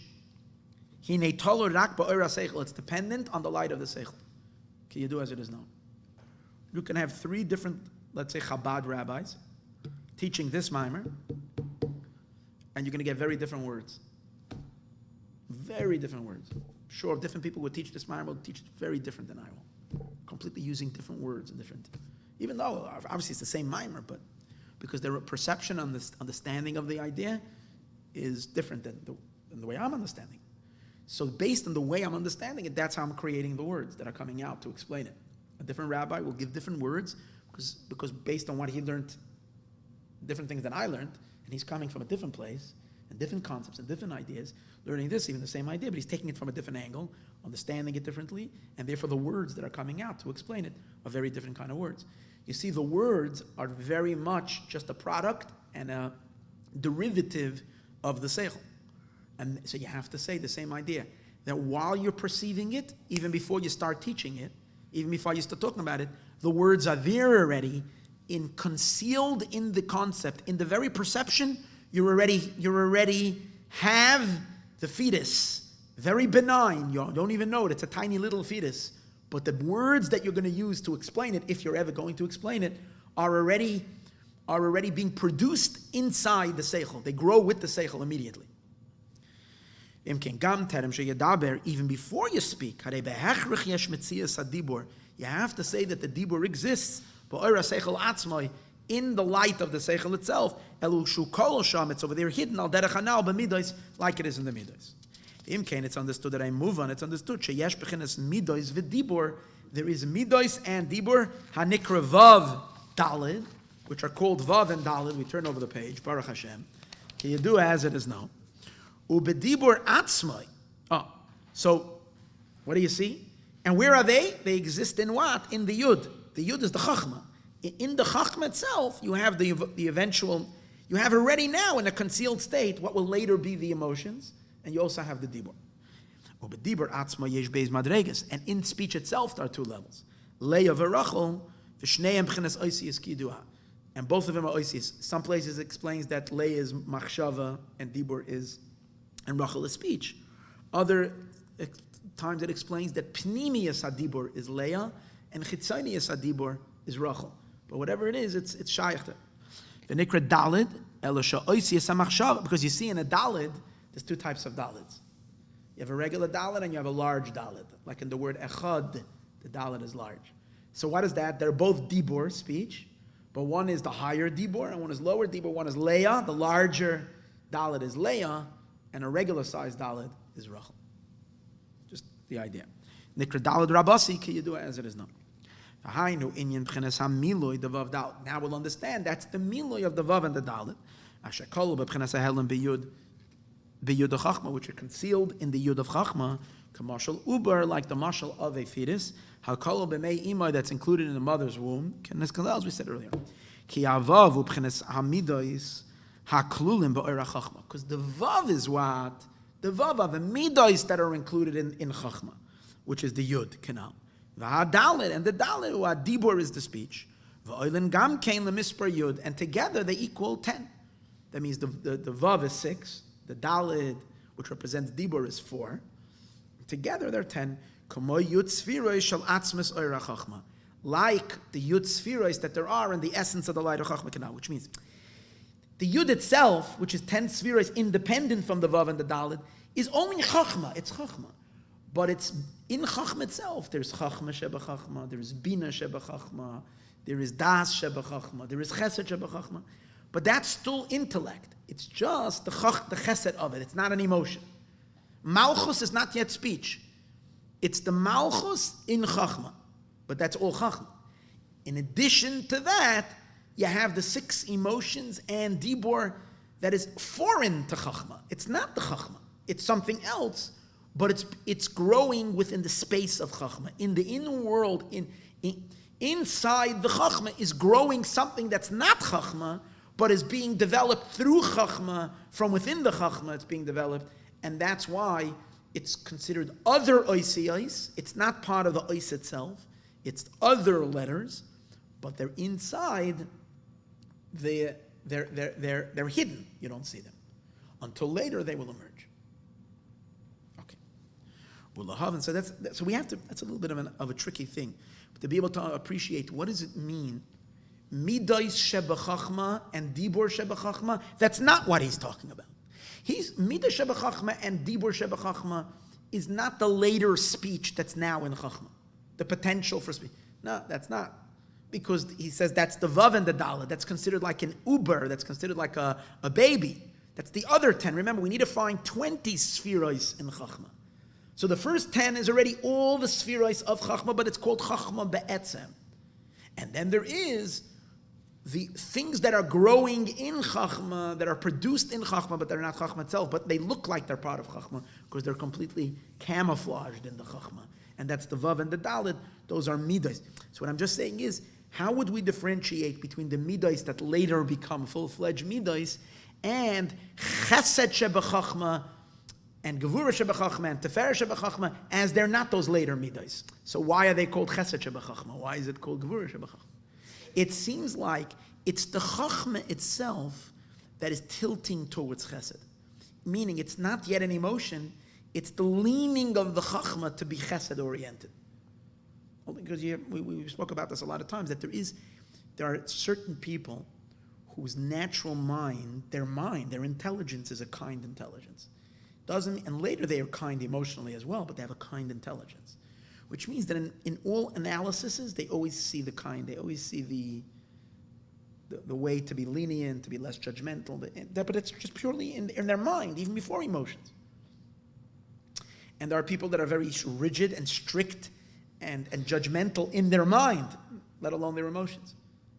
It could be later that the person will overwhelm the strictness of judgment of their mind with an emotion of kindness to contradict it. But that's an emotion. And usually, obviously, people that are more chesed, that their chesed is stronger in their chachma, will probably have more, obviously, a greater development of chesed as a fetus in their chachma than the person who's more gevuradik, who's going to get a gevura fetus in their chachma. So I'm saying, but the point over here is that we're dealing still with chachma. We're not dealing with anything else, as opposed to the second set of 10 spheroids, which is something foreign. This is to remember. It's not chachma. It's the development of something that's not chachma, but at this point you don't see it because it's taking place. A baby is not the mother. A baby is a different person. But you don't see the baby because the baby is covered by the mother. The entire development by the baby is within the space of the mother, not outside. So you don't see it. Right? And Dibur is the same thing. Oh, what do you see Dibur? I don't know. So Dibur is a little harder. So what does it mean, the Dibur in Chachma? I'm not exactly sure. In Midas, it's easier to explain it. Okay. But the Rebbe is not satisfied with this, and he still wants to explain, because again, this is very important in order for us later soon to understand the splitting of the shekel. What does it mean to split machzis, and what's the difference between one half and the other half? So lahav and inyan miloi. So he adds now explanation even more to this idea of milui. The vav daled of the vav. This piece I didn't understand so well, but let's see, maybe it'll come clear now. The understanding better the milui of the vav and the daled b'toisves biur yosu with added explanation even more. In a Yuvan al derech mashal, we'll understand it by way of analogy. Kisha'adam adaber eze inyan. When a person speaks something, in bedvar chachma e chachma or be'eze inyan b'masa o matan. Let's say you're sharing some teaching, some concept, some idea, and in addition to that, you're also or you're talking about business. A person is having a conversation about business, and on the Rayam we see.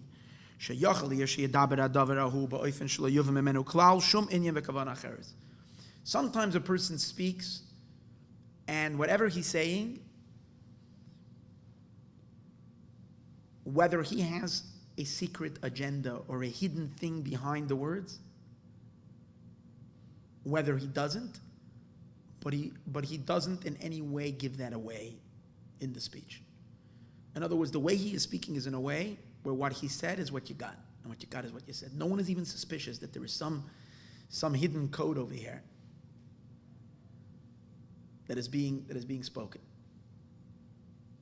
So when a person speaks like that, that's cool. He's giving an example. You have the chachma without a foreign object growing inside of it. But sometimes you have a person who can say something, and they're saying what they're saying, and their intentions are that the people that are listening well are going to pick up on certain things. And they want them to pick up on those certain things that are not. Like, you were supposed to have a surprise party for someone and the person showed up, but you have to tell everybody instructions about something, so you're like somehow saying something and you want them to understand it one way, but everybody understands it something else, right? Or it happens like that, right? Or when a person prepared a certain code, so they're saying, or sometimes you're saying whatever you're saying, and what you really mean is that people should pick up. You know what they do in warfare a lot of times? They'll give messages, but they're on purposely giving deceptive messages, so whoever is picking up, if they know that they're being intercepted, they'll give them purpose in order to fool the enemy that they're doing so and so, but really the instructions is totally the opposite. So you have that. So everything is Barkacha Pratis. This week I came across on the news, because I'm on the news too much, so I came across on the news a 911 operator that this week had a cool story. I mean, it didn't happen this week, but they really, this lady was called the 911, and the guy said, "Hello, 911," and she says, "Yeah, I'd like to order pizza." So he said, "Well, you called 911 to order pizza?" And she says, "Oh, you don't understand. Yes, I want pizza."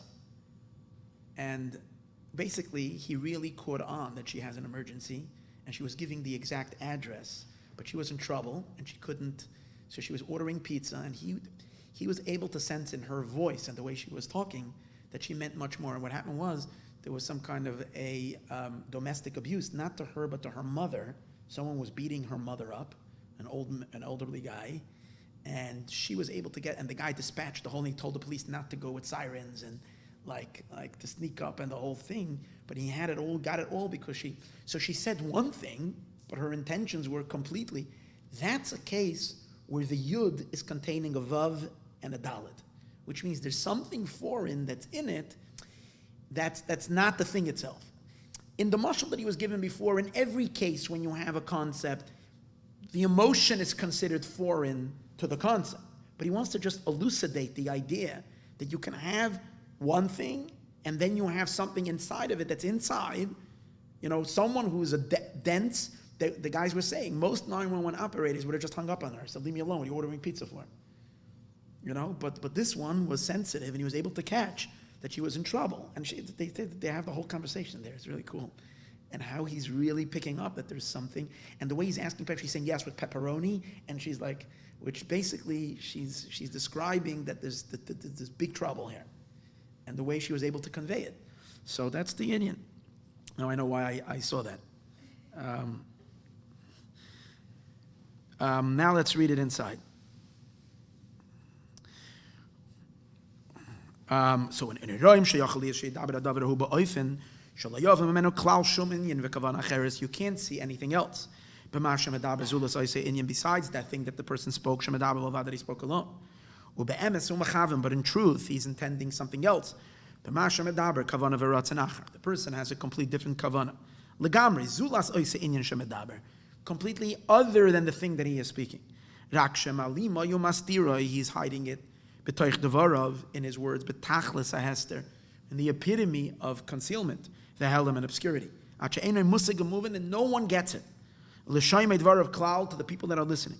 Shemachaven lekavana acheres, like he has a whole different kavana. Zula samachaven moving midvarav, other than what is obviously heard from his words. Im kenim comes out of there kavana acheres shamaylu mamaster b'toich devarav. The thing that he is hiding in his words, the other intention. Since it is concealed and hidden, it's embedded and concealed in the speech. It's really there. That's in his mind at the time that he is speaking. This kavana acheres is literally there in the light of the idea of the inyan that he's medaber that he's speaking. But b'chenas helam mamish in a concealed state, kamoya helam avlad b'mei imoy, just like the baby in the mother's womb. But when you have a case when a person is speaking something, he doesn't have any other intention. Other than that which he's speaking. So then even in his mind, he only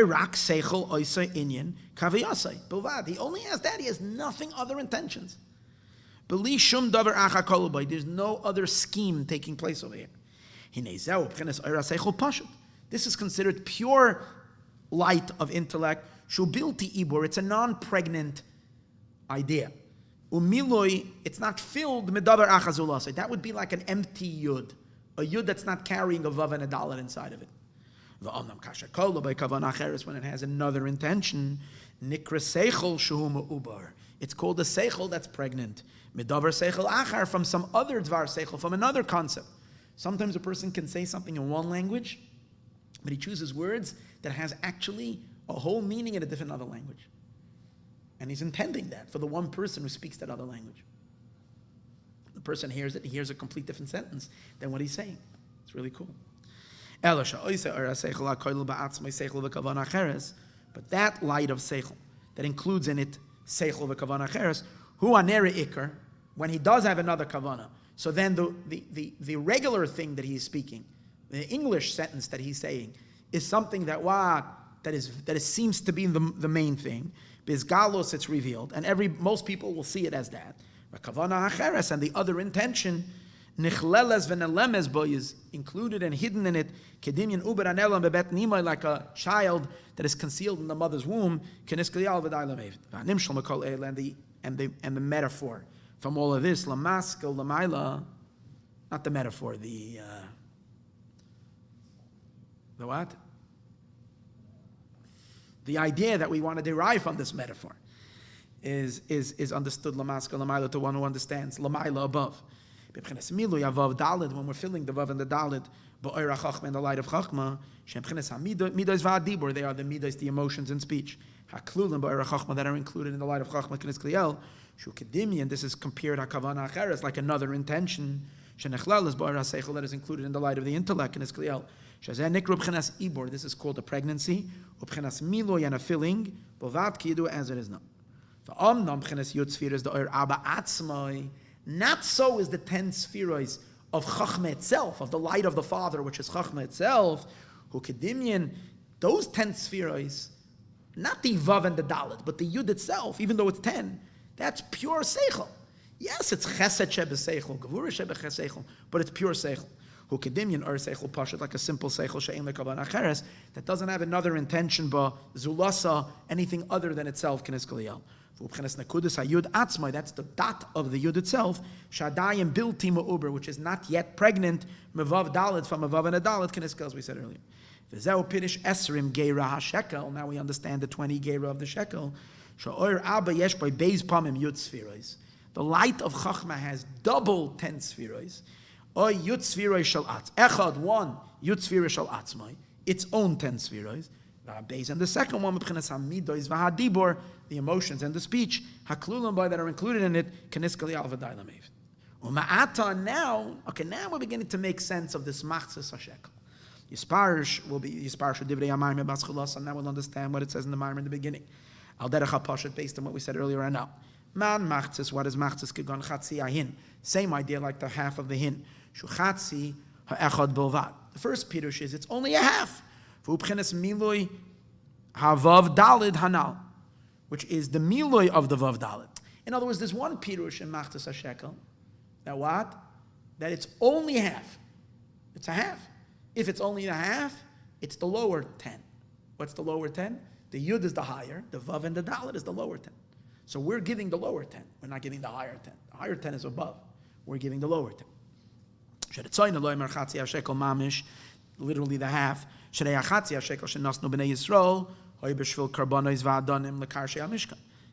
half of the shekel that the Jewish people gave was for the karbanos and the adonim, for the kroshim, koshis bar b'samach. Like will be explained. So it actually was a half, and that would be the lower half. The Machatzit HaShekel has a deeper meaning. It's not only the lower half.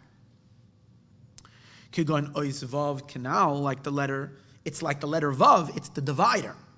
V'haina, what does it mean? B'masha ama b'samach lezeh, which he says later, avna lemishkol ba, this is a stone to weigh. Da yud, that's the yud. Esrim geira shekel da yud. The 20 geira, that's the yud. U'metchila yesh la'ivin ma'or loshen avna lemishkol. But in order to understand this, we first need to understand what does it mean, the stone to weigh. But then we'll understand the idea of the Machatzit.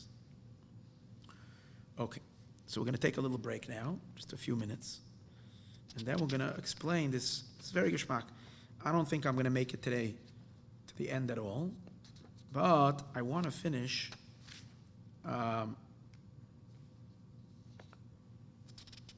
till like another 2 pages, which is going to go quick because it's much easier once we did the preliminary main things. I would like to finish Tula Asher Lo Yarbe, and Be'ezus Hashem on page Kuf Yudalid, and then we're going to learn the rest next week. Be'ezus Hashem. Okay, but let's take a little break now.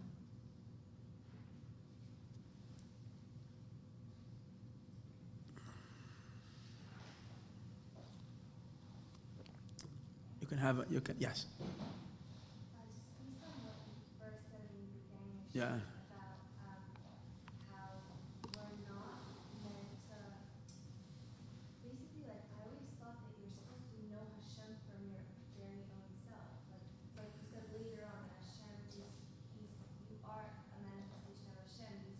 Yeah, but it's based on the fact that deep inside your neshama, the Eibishter, that's the deepest point of a Jew, is where the Eibishter is light, where Hashem's light is shining into you. Hashem's light is shining into you. So you know Him because He's making Himself known to you. Not because you are so smart and you figure out that He exists.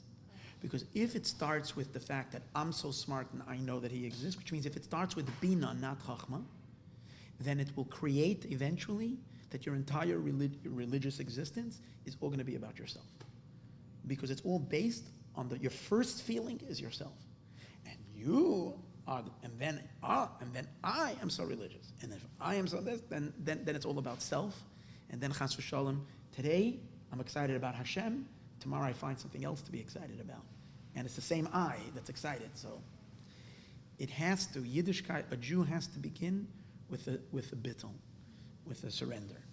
And that's something that Chassidus gives us all the time. It always brings us back to the Pintel Yid of Mesiras Nefesh, the place where the Eibishter's light is shining stronger than our own understanding, and so on and so forth. And therefore, in every situation, we always have to intensify bittul over self. which means that in every situation when you're wondering, like, what's the better thing to do, something that you want to do or something that you feel you ought to be doing because you're being needed for, or something like that. So it's always what you're needed for, not what you want, or what you're needed. If you need a guy, because then you're always intensifying the chachma over the bina. You're always intensifying the chachma, the bittul. Everything always goes back to bittul. The moment we step away from bittul, deep down, yeah. you are, like, if deep down what you want is Hashem, it's just separating, like, your real want to, like, outer exterior want. It's really just, like, understanding where, like... Yeah, of course, the inner yid, You know what I mean? Like, because Yeah, but if you're coming from Emunah, that's the yud, that's the chachma. This that you're saying that deep inside you really want, and you deep inside, yeah, that's coming from... Yeah, but that's coming, that's not you, that's not philosophy. It's not that you, through your intellect, have proven there is a God. That's because you know Hashem, because Hashem is... Where's Amunah? Amunah is not you. Amunah is Hashem. Hashem is making you know that He exists. That's what Amunah is. Amunah, you're just a recipient. You're receiving His light. So that's good. But in order to keep that place open and fresh and real, it boils down in daily living, because it's so easy for a person to become so caught up in being religious, and it's all about them being religious. And when you become very selfish in your Judaism, and if it's very much about yourself and about how much what you understand and what you feel and very dangerous. It's yeah. Okay. This. Do you take Trump?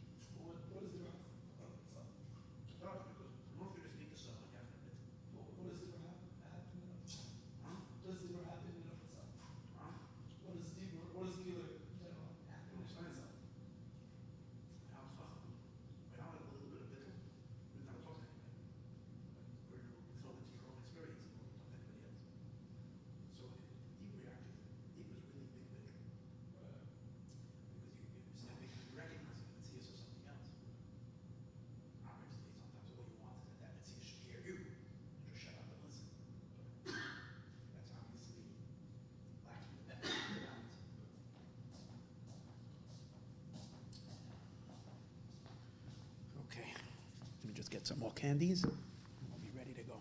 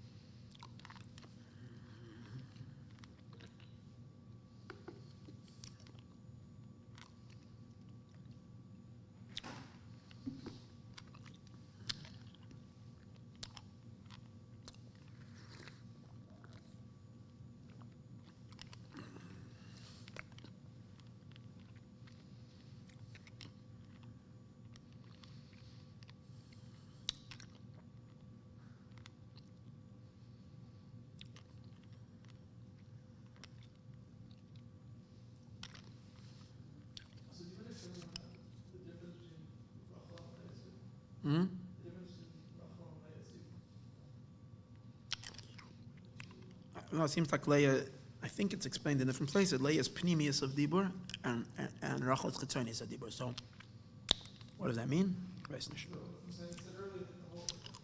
Usually we say Leah and Rachel is Bina, Machshava and Dibur, or Bina and Malchus. But in this particular thing, he mentions Leah and Rachel as in Dibur itself, two madregas b'Dibur.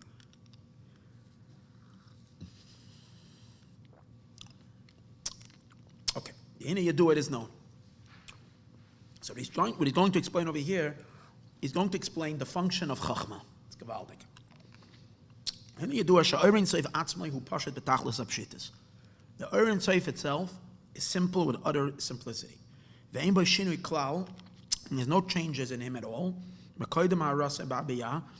Before he is mayor and is illuminating into the world, into Atzilus, Bria, Tzir, and Asiya, the four worlds. Afterwards, and the change in levels only come from the recipients. It's only related to the recipient, not to the Eibishter, not to the Orin Seif. The Eibishter, everything is equal. He's equally revealed in Bria as he is in Asiya as he is in Atzilus. Mitzad him, there's no difference. Mitzad the Makablim in Atzilus, they're Makabel a lot of the Orin Seif and they're bottled betachlis abitl. In Bria, they experience the Orin Seif much less, so they have more of Metzias. And in Yetzirah, they're denser, and in Asiya. But Mitzad him is equal everywhere. If Mitzad him is equal everywhere, so why are the differences in them? If to him, you can say like this, if to him it would be a difference, that Atzilus is considered more closer to him and more refined, and therefore he's more of a, Atzilus is more of a closer being to the Orein Seif, that in Atzilus he has the ability. It's like a different students. A teacher has the ability. This student, he's coming to a very hard Gemara, a very hard Tosfos, and the teacher knows that this student will get it, this student won't get it. So he has a closer, mitzad the teacher. He recognizes differences. He says this one is more of a keli, this one is less of a keli. So I'll teach the other one, while he's learning this, I'll teach him the next page in the Gemara where he's got Agadata, or from the back of the Gemara. So on light, because he's never going to get this. But that means the teacher has a difference. But if we're saying that Mitzad the Orein Seif, everything is equal, to him it doesn't make a difference. No one can really be a Keli to him, and if he wants to reveal himself, he can reveal himself anywhere. So Mitzad him, there's no difference. So he's asking, if that's the case, what's causing the difference then? Why is Atzilus much closer to God in the sense that it's receiving a much greater dosage of revelation of Orein Seif, and Bria is considered darker, and Yetzirah even darker, and Asiya is. So how does it work? The Imkain, and if so, Lama on Orein, why do we see Shabbat Atzilus? Yesh Gili Orein Seif Yoiser. In Atzilus, there's more Gili Orein Seif Megili Orein Bebria than this revelation of light in Bria. Ubebria Yoiser Mebi Yetzirah, and in Bria more than Yetzirah. Since on his own he's being revealed in Atzilus, Ubibiyah and in Bria, Tzir and Asiya. Bashva Achas, all equal, Mipnei Shekulam Shavim Lefanav, because they were all equal before him. The Iker Shinoi Hamadreges Bizgalus Oiroi, and the main change of levels in his revealing of his light. Umitzad HaMakabel and Bavad is only from the recipients. But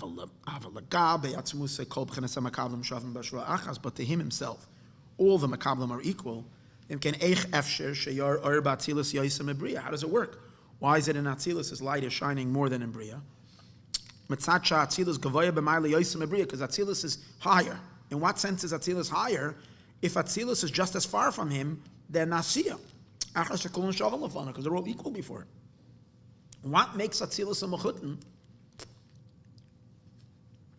to being able to receive more light than Bria, Tzir, and Asiya? If Mitzad the Etzem, Mitzad his relationship, they're all absolutely zero.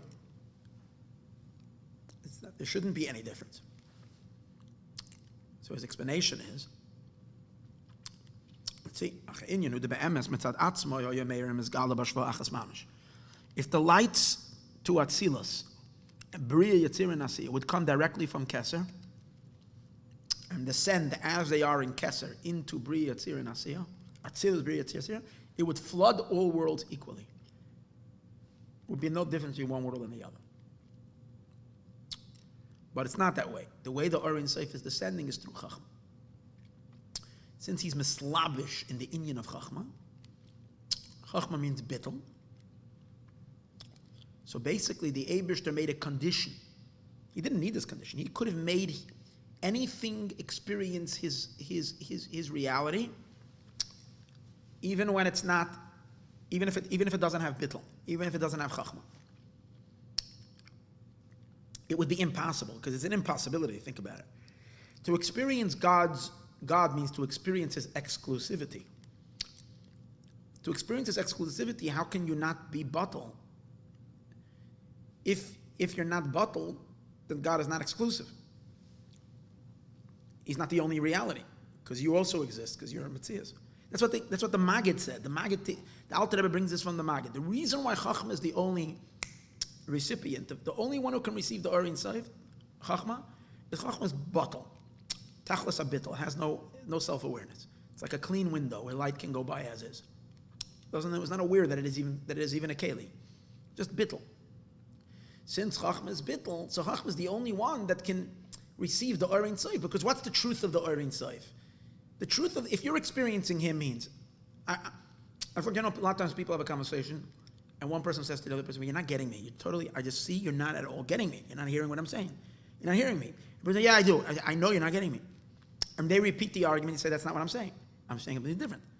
So if you want to get God, what do you need? You have to get God as God experiences to get him.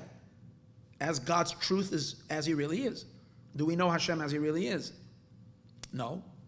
Why? Because as he really is, nothing exists but him. So who's the one knowing? So therefore, Chachma is the only one who can appreciate that. Because Chachma Taka doesn't have to know that it's knowing.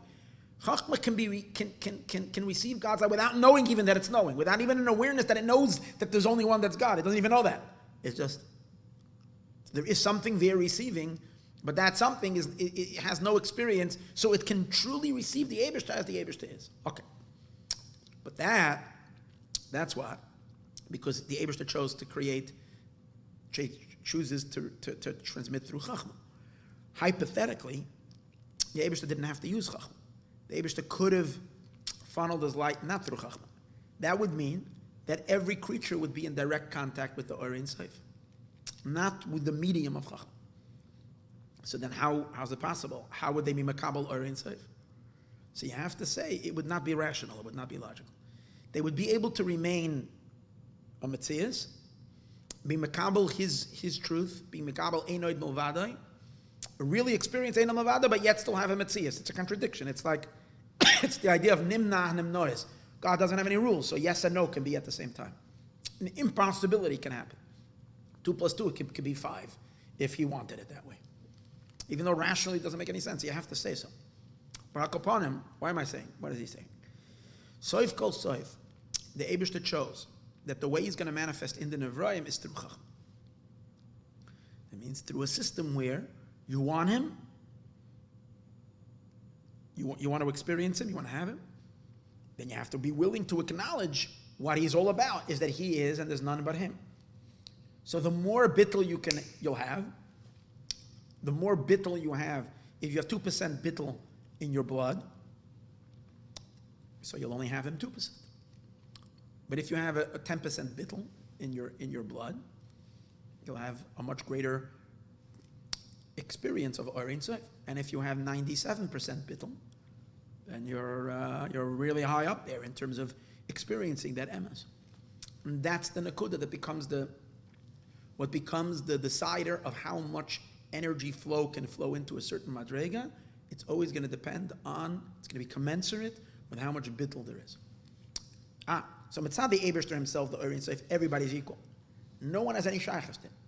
But mitzad the fact that Hashem contracts himself into Chachma, and through Chachma he's like shining his light through Chachma, So that's the condition, so to speak, that he makes with the world. Let's say the condition. I'm only being poured through the funnel of Chachma. And therefore, Atzilus has a lot of Chachma.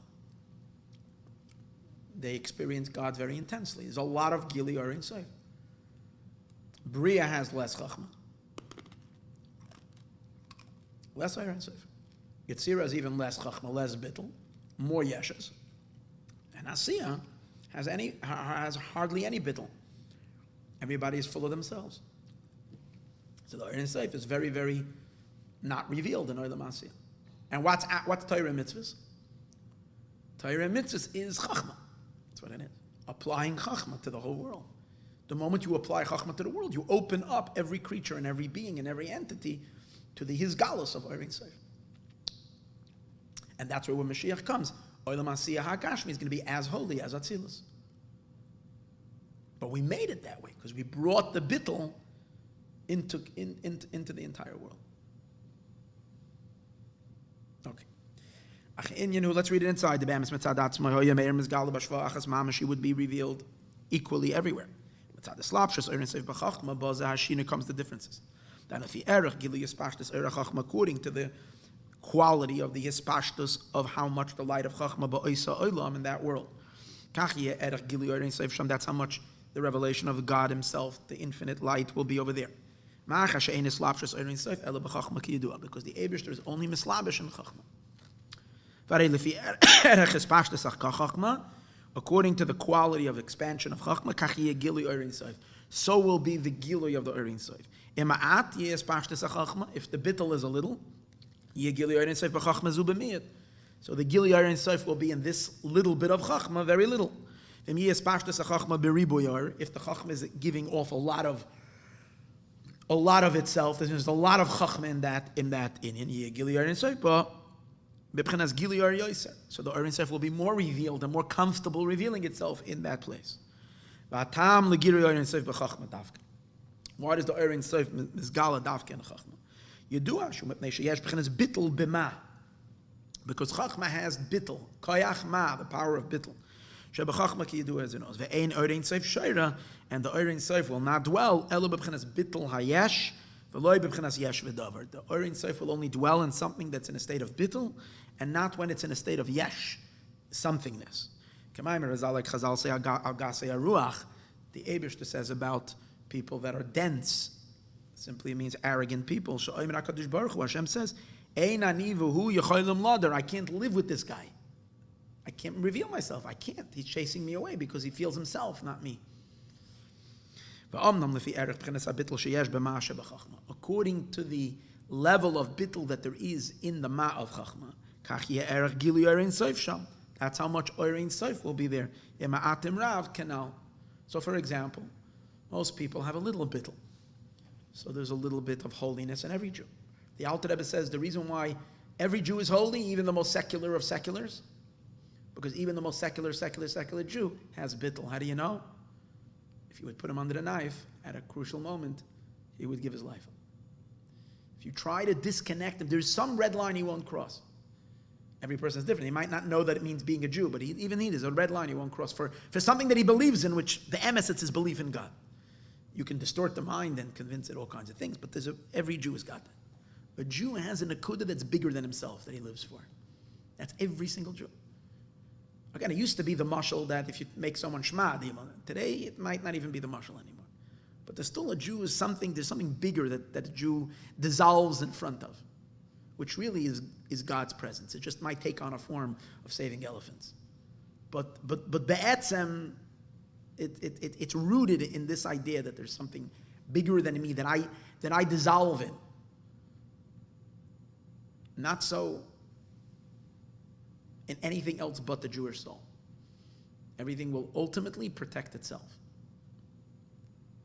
Dig deeper, you'll get to a deeper self. But the point where the self doesn't exist and nullifies itself as something higher without gaining anything, just because that's truer than me, only a Jew has that.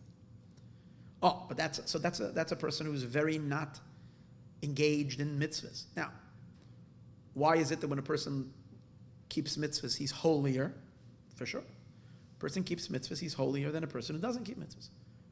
A hand that puts on tefillin every day is holier than a hand that doesn't put on tefillin. Why is that? Because every time he puts on tefillin, he's doing an act of bittul. And he's allowing God to infuse his hand. Because instead of, using his hand to do whatever he's doing, he's using his hand, he's subjugating his hand and his mind to God. He's paying attention, not paying attention, but he's doing the act. So he's holier. And why is it tzaddik super holy? Because it's tzaddik is nullified to God all day long.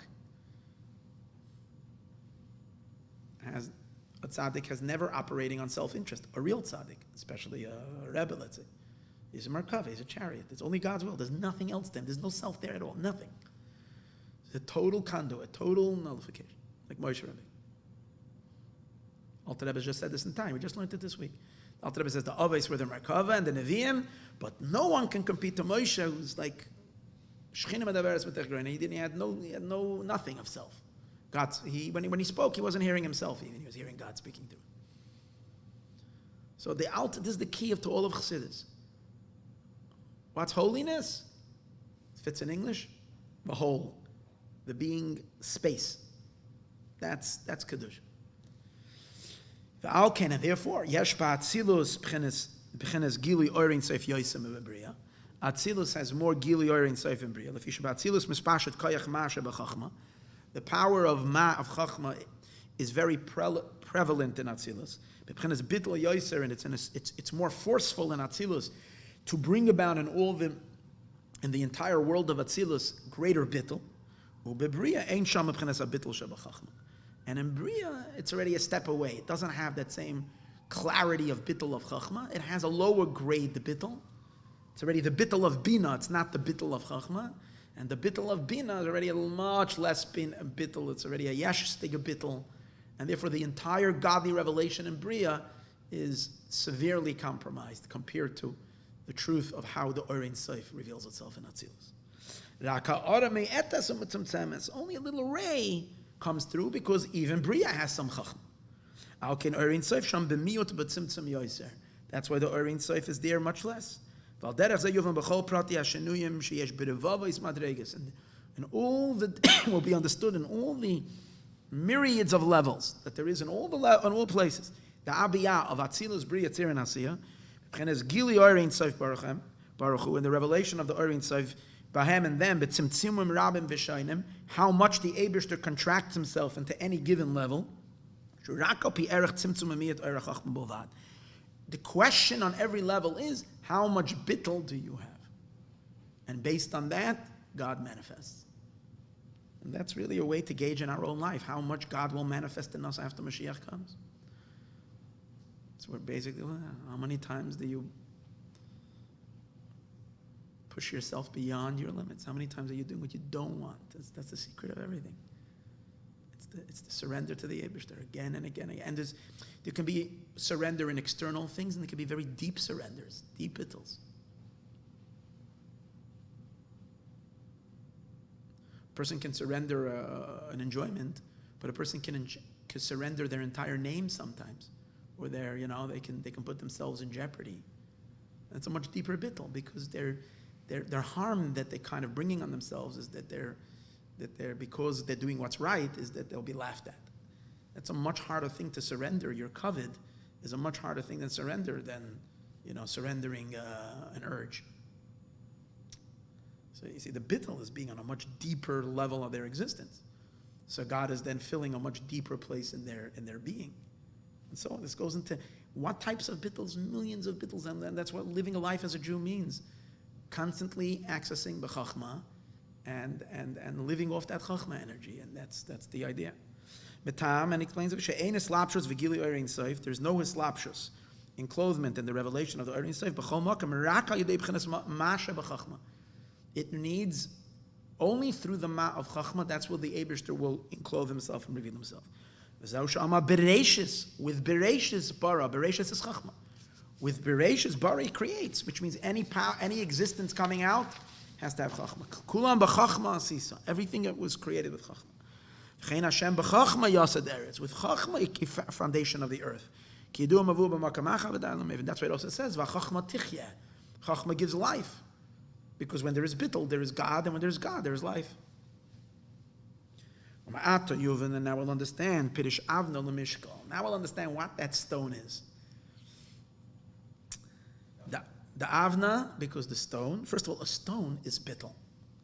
Because a stone never speaks back to you. You ever have a stone speak back to you? Not only doesn't it speak back to you, it allows you to step on it. And it's silent. It doesn't notify you of its existence at all. Unless you tripped on it, chas v'shalom, or someone threw it at you. But on its own, it remains completely, it's called daimei, right? So it's representing bittul.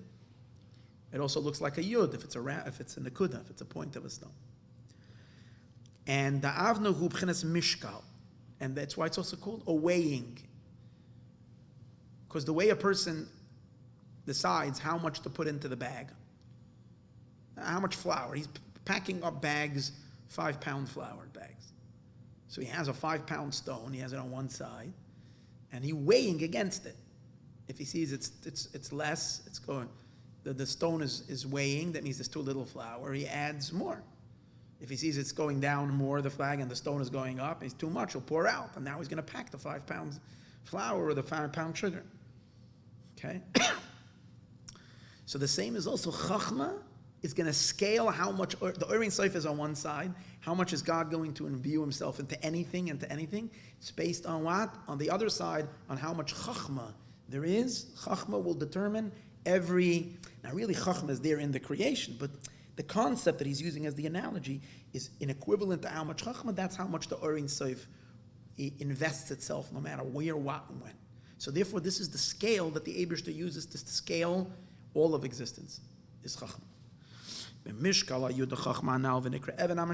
called the scale, the stone of the weight, of the scale. Because through the light of Chachma, Nimdad, it measures, and it gets weighed in a set measure, and in a set amount. The revelation of the Orin Soif, how v'kamo yiyah, and how much should there be b'chol olam, in every world, b'chlal, in every world in general, ubifrat, and also specifically. It means in each sphera, or in each creature, in each creation of every world canal. U'masha amar avno lemishkal ba'do yud. This that it says the stone that is being mishkal, that is being scaled, which is the yud. The mashma shemoidid la'oira chachma. From the way the Zohar uses these words, it doesn't say a stone to scale in it, which the stone is the yud. It implies lemishkal ba, which what are you being mishkal? What is being weighed? Da yud, that the yud is being weighed. The mashma shamoidid la'oira chachma shenikra yud. It implies that you're measuring how much chachma. And not that the Chachma itself is called a stone. Which seems to go different than what we were saying. We were saying that the Chachma is the stone that an equivalent to the Chachma, based on that's how much the Eibishter will weigh in himself into something. But now we're saying, no, we're weighing the Chachma itself. In Chachma itself, there are 2 koiches. The essential power of koyach ma of chachma. Shabam is gala oirin soif b'chol oilam. In every world, the chachma, the essential power of chachma, that's the facilitator of the oirin soif, and into every world. And the second one, ma sheyesh b'koyach ma sheb'chachma zois levarer berurim. That means another Indian. After the Eibishter created a world already, there's the initial insertion. How much does God insert himself into every creature? That's based on Chachma itself. How much Chachma? And that said, Chachma is the scale, not the scale, the stone that measures out how much. But there's another thing. And that is that once the world is created, the Eibishter created us to get involved. We, as people, will get involved, and we will be Ashabara lekim la'asois, and what does Chazal say? Letakein, to fix. What's our tikkun that we do in the world? We have to connect things stronger to God. That's our tikkun. To make the world more attached to Hashem. By doing what? By increasing bittul. That's our entire avodah. Why are we the ones selected for that? Because we're called Adam. Adam is Gematria 45. Ma. Only man has that capacity to know his creator and be bottled him. And really, amongst men, Jewish people. Atem kruyim Adam. You have an neshama that perceives the emes of the Eibishter. You are bottled be'emes, and you can transmit that bittul to the world. That whole avodah of transmitting the bittul to the world means to rectify the world is called avodas habirurim. We go into the things in the world that are lacking bittul. We peel away the shell and we activate the bittul that's there, the potential bittul that there is there. So we bring out, or we bring it to more bittul. We infuse our bittul into it, or we just discover the spark, the potential of bittul that's in it, and reveal it out, but throw away the arrogance of it, the other parts of it. How do we do that? By using things the way the Eibishter instructed us to use them. So the thing itself till now is parav. It can go this way or that way. Because it's lacking bittul. It doesn't feel that it's so surrendered to Hashem. And a Jew comes and says, no, you belong over here, and you will serve this purpose, which is a godly purpose. So now you attached it to Hashem, and it can't go anywhere else. It's now set in this place. So you brought the bittul out. Oh, so then the chachma has a different function. The chachma has a function to do what? To discover how much chachma there is, to weigh the chachma and everything. Let's see in a minute. To elevate sparks. To purify purifications. The of the 288 sparks, the tayu of the world of tayu. Shenaflu b'shvira, that have fallen in a state of collapse. Kidu as in own, which means that they're in a state of yesh. The whole shviras hakelim of tayu means that things are lacking bittul. How do we know that chachma is the rectifier?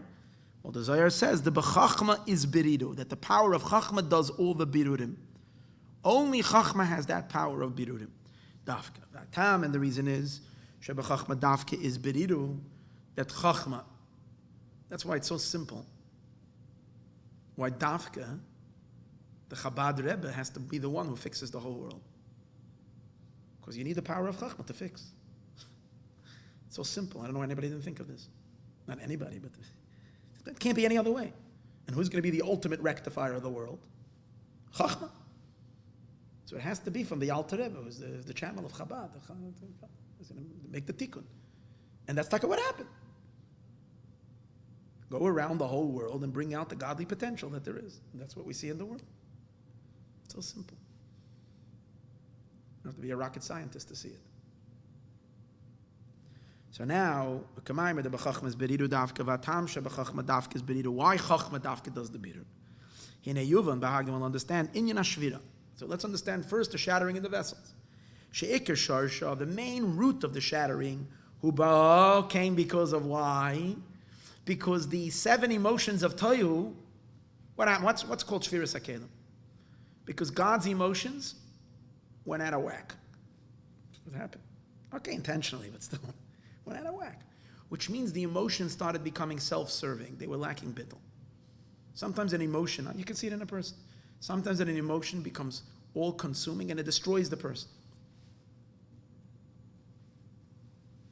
We all know that our fear now, because of the coronavirus, is destroying the entire world, and yet everybody's contributing to the fear, to the panic, and yet that itself is destroying the planet. And how many times do people suffer from an emotion? That emotion kills them, and the emotion is them. The problem is the emotion stopped being bottled to the soul. It went off and it justifies itself as being independent. It says to the soul, even though the soul is the whole energy behind it, it says to the soul, I don't want to budge. I feel this way. So you say to the emotion, but you're out of place. You're destroying my life. I say, I don't care.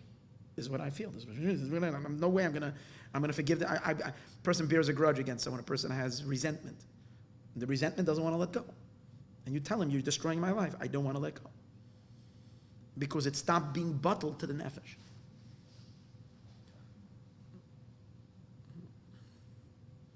So God creates a world. He gets emotionally messed up his emotions. They run off a tangent. And then the Eibishter goes to therapy that we should, to us. Please don't say that outside on the street. That the whole process, the Eibishter going to therapy, he wants us to fix him. To replace his emotions in their proper place, that they shouldn't be. They should all work in harmony. They should respect each other. They should be thinking of the overall good of the whole purpose of the whole plan, instead of each one being making Shabbos for their own. Each one is its own thing. It comes out that the whole root of the klipa and the whole mess that there is in existence has to do with the yeshus. At the very, very beginning of beginning, there's a disconnect between there's a lacking of the bittul.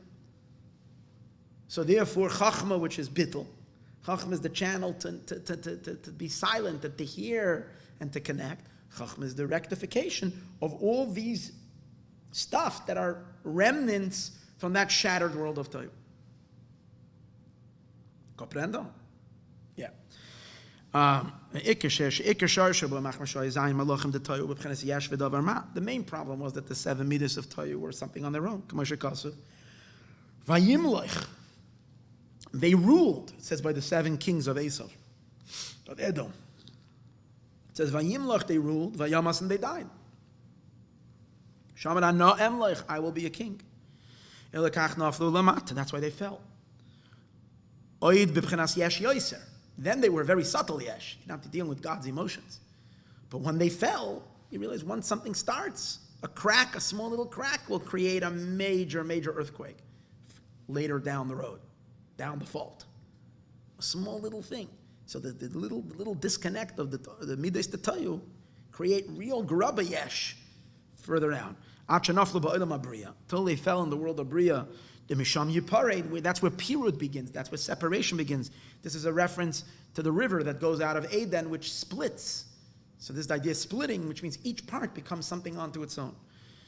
And Estav Mehem, and from them comes what? Zayin Umais.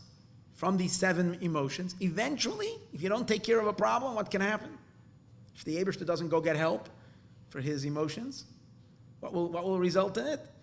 The 7 corrupt nations that were so depraved and so messed up, each one of them, that came out from these emotions that were not taken care of. But the good part is about Hashem knew that he needs help immediately, and he right away started talking to Adam and to Avram Avinu, and then we, the Jewish people, give him the help. Through Torah, we rectify everything. Sheheima b'bchenes pirid gomer, they're in a complete state of pirid. It's a whole different story. Imagine the Eibishter telling each and every one of us, please help me. I know it's hard, but it's hard for me too. You see, that's the problem with the mashpiyim. They don't say that. The Eibishter is perfect and everybody's great and you're messing and you gotta. The Eibishter is in therapy now. And he wants you to help him out through your experiences. Or help him work it out. That's the meaning of Imoya Noichi B'tzara. I'm with you in this tzara. I'm with you. Sharsham Lamata Hu B'chen Hashem Ban Debriya. Now, the root of this tohu collapse is related. The name of Shem Ban, the name of 52, is related to this energy that became disconnected of the world of Bria. V'gam l'mayla b'zayim malachim detayu. And above also in the 7 kings of Tayu, areinema behem vayimloich, they range, who mebchen Hashem Ban, the idea of melech, malchus is Shem Ban, Ban is malchus. V'yedua dama dafke mevar ban. So in order to make a biur on this, in order to fix this, you need bittul. That's the problem is a lack of bittul. So then the power of ma fixes ban. The name of ma of chachma, the b'chinas hatikun, which is of the b'chinas of tikun. Sheshar shem Hashem ma hachodosh, the Adam Kadman, which is rooted in the new name of ma of Adam Kadman. I see that in Chassidus all the time, but I never really explored what does that mean. The new name of ma. I don't say I don't never really, but I don't remember. Shoyrish kol hatikun, which is the root of all of tikun. But it's this power. It's the power of Chadash, means that it's after the original light. It's the second emanation. Maybe that's why it's called Chadash, but there must be a deeper Indian in it, which is the root of all of Tikkun.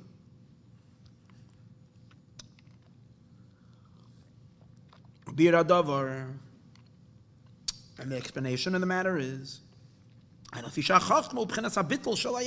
we said earlier, Chachma is the opposite. Chachma is bittul of the yesh. So we have the power of shem ma, of Chachma, levarer es hapechoi, to be mevarer and to purify the opposite. Shu b'chenas hayesh, which is the yesh, the shem ban of the name of ban. Ban is a name associated with the divinity, the godly energies that have lost touch with their source, and therefore become each one a thing unto their own, translating eventually into all kinds of egos. And we bring the Maayon to reconnect things. So each thing needs a biur according to its quality. There's also going to be how much biur, and also what quality of bittul. It's going to be how much bittul and what quality of bittul. Bittul is not the same. Everywhere is going to be different bittul, based on what you can't expect. What's considered for one bacher in yeshiva bittul is for the other bacher called prikasoil. The guy's a total, because you have a different Yitzhahara, you have a different, the whole different reality. If a little or lot. So how much is it going to be refined? How much shema is shining there? After a little bit, if the power of bittul of ma expands more and more revealed, you could do more biur in the yesh, the shemban of the shemban shenachal b'shvira that has fallen in this collapse, and to bring him into a state of bittul. But if the light of Chachma is only expanding, but only very minimal, like an Olam Abriya, it's considered very little compared to Atzilus. It can't elevate the yesh of ban too much, kol kach, so much, to bring it to a complete state of bittul. It stands still in a state of yesh. So, for example, you can hang around the mashpia, can be a good mashpia, and if he's a fine yid, he's a Yerushalayim, and he instills bittul in you. You have a rabbi, you have a this, you have a mashpia, and he brings you to a state of bittul. He keeps reminding you what you're here for. But then you travel to a rebbe. So suddenly it transforms you. Instead of you thinking you were bottle, you realize you weren't bottle at all. He elevates you to a whole different level of bittul. Why? Because he himself is a gazillion times more bottle. So just an encounter with him instills bittul in you. So the Rebbe takes a person into Yechidus, and ciao.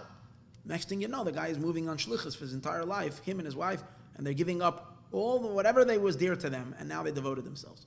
The infusion of such powerful ma, which refined that entire yesh to be willing to take such a mesiras nefesh act. And all the learning that they did before did not do it because they didn't encounter pure bittul, pure ma. So this is the way the Eibishter works in each world. The more he exposes the bittul, the ma, the more the rigidity of the yesh gives in. The more miyuchad, the more unified that creature or being or space becomes with God. It's perfect. That's why in the world of Bria, you're lacking bittul, because you don't really have a true infusion of chachma. We said, remember, in Bria, Bina is the primary light, but not chachma. Chachma is mainly primarily revealed in Atzilus. So Bina is a step away from chachma. It has chachma in it, but lacking. So therefore, what do you have in Olam HaBria? B'noiga shaba, on the bottom end of Bria, in the Noga part of Bria, because we know after each world, there's the 10 spheres, the Kedusha, and then start the 10 spheres of Noga, which are receiving from the 10 spheres of Kedusha. So that's already the Klippa. And what do we say by Olam HaBria? Me'uteira. There's some bad there. Mostly it's good. It's still the Noga of Bria, but it's a little bad already. Why? Because it's lacking, the ego is considered strong enough to consider it be bad. Ubi Yetzira, and in Yetzira where there's much less, because even Bina doesn't shine over there, only a lower level. So there's less chachma. If there's less chachma, chetzi ra, So the noiga of that world, not chas v'sholem the spheres, but below, the noiga of the world of Yetzirah is considered half bad and half good. Lefi erech zen, according to this quality, Yeshua b'chol olam adalat olamois is evaluated in all worlds of the four worlds, abiyah b'chol prateim in all their details. Shalefi erech koyer b'chenes habitul hameir sham, in accordance to the quality of the bittul that's in that world, yevurim b'chenes hayesh tesham. That's how much is going to be elevated from the yesh, from the somethingness of their world, from the ego of their world. That's what it means. The b'chachma is b'didu dafka, that in chachma happens to be the v'dailamev. Zeu shamar kan. This is what he says over here. We go up to the top of the page of the second column. This is the stone that is being scaled with. And using our scale. The essence of the yud itself, as we spoke earlier, not the vav and the dalet, but the essence, that's the koyachma of chachma. Ach, ma sheyesh b'shem ma'azeh, levared u'lahapach hayesh, dibchenas ban. Chachma itself, the core chachma itself, is its own bittul. This that it can communicate bittul outside of it, that it can go to a yesh and it's instruct the yesh, that has to do with the vav and the dalet. That's the miloi, that's the giloi of it. That the chachma can be megala itself to someone else and inspire bittul in someone else. Understand? There's the chachma as it is in its essential state. It's just nullified to God. And then there is that you meet the tzaddik, and then there is the tzaddik's influence on someone through his speech, which is more of a projection of that bittul. That's already like, we spoke earlier, an Indian that's embedded in him, but pregnant in him, but to convert the yesh of ban, which is not bittul, into a state of ayin, influenced by chachma, kanal, the b'chachma's beridur, that through chachma is the biur, zehuanikra avna, this is called the stone, al derech mashal even ha-mishkolos, kesheyanichu b'kaf ha-miznayim, when you put it on the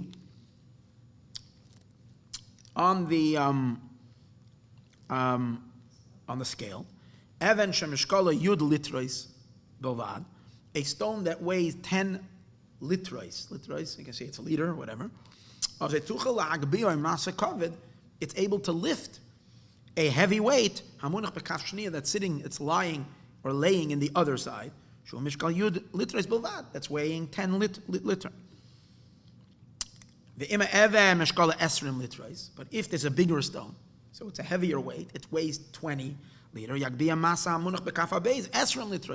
has the power to weigh down and to pick up a 20-pound roast. Before that, it was only able to do a 10-pound roast. The heavier it is. Lifting up the thing a little or a lot. How much does this weigh? If it's a heavyweight stone or a light. So here's the thing. The stone is the chachma. A heavier stone means more dosage of chachma, 10 liters of chachma. A lighter stone means less. Based on that, it's going to pick up things in this world, applying how much chachma. So for instance, two people walk into a room, or two people go into an environment of other people. I'll give a perfect example. You have people who are not interested. They're doing it, it's a room, it's a coffee bean. Everybody's doing their own thing. A regular guy walks in, the bittul to the Eibishter over there is going to be the same. Nothing's going to change. A Jew walks in. The mere fact that a Yid walks in, people are already beginning to get uncomfortable. Bittul. If the Yid is one with a burden pays, if it's a chassid whose entire life he's on a mission, and he walks in there like a kunin, as he come to dine, as a of bittul, who's putting on tefillin over here? And you have already 3 guys putting on tefillin. There's a lot of bittul happening in there. It all depends about how intense the bittul is in the one who walked in. Based on that, so the place is going to be elevated on the other side, incommensurate to the bittul. That's kind of the idea. And the power of the biur of ma, shemavar ban, that does a biur in ban. According to the bittul of the ma. And to that degree, it's going to be mevarer, the yesh of the ban, lahagabiyoi, to lift it, ulahaloisei, kenegdo, and elevate it. Lefi erech, exactly that much. Loi pochais v'lo yoiser, not less and not more. V'nimshal comes out, yeridus oira chachma levarer, reish peches netzutzen. The descent of the light of chachma to go down to be mevarer the 10 netzutzen, b'shem even lemishkal masa. It's called a stone to lift up, to scale a weight. Shekenegda. What are the weights on the other side? Shenan netzutzes. These are the sparks from the physical things. Shehen heina b'pchenas hayesh. These netzutzei kedusha, till now they were very heavy. They were in a state of yesh. And now the weight of the divine revelation of Chachma is going to do what? We're going to lift them up. After they're shattered, they're in a state of yesh. And based on how much bittul, that's how much they're going to be elevated. Comes out according to this V'day L'Maven, that the stone, Api Pashtus, which is, so is that stone 20 or half? The Avna L'Mishkalba, is it the 10, the Chachma itself, plus the hidden Vav and the Dal that's in it? Or is it only the Vav and the Dalet? Because that's what we said earlier, is the power for it to influence outside the bittul. So which one is it? So let's see.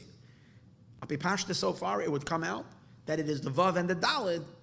That's why it's 10 Geira, the shekel. It's the 10 of the Geira that goes down to become that weighing stone to lift up the other side. But originally it comes from a 20 Geira coin. From a 20, because it only has bittul to be mashpia, because it itself is a yud. Its entire identity is a bittul dig a yud, and that's what. But we still need to understand, what does it mean that mean l'mishkal ba, da yud?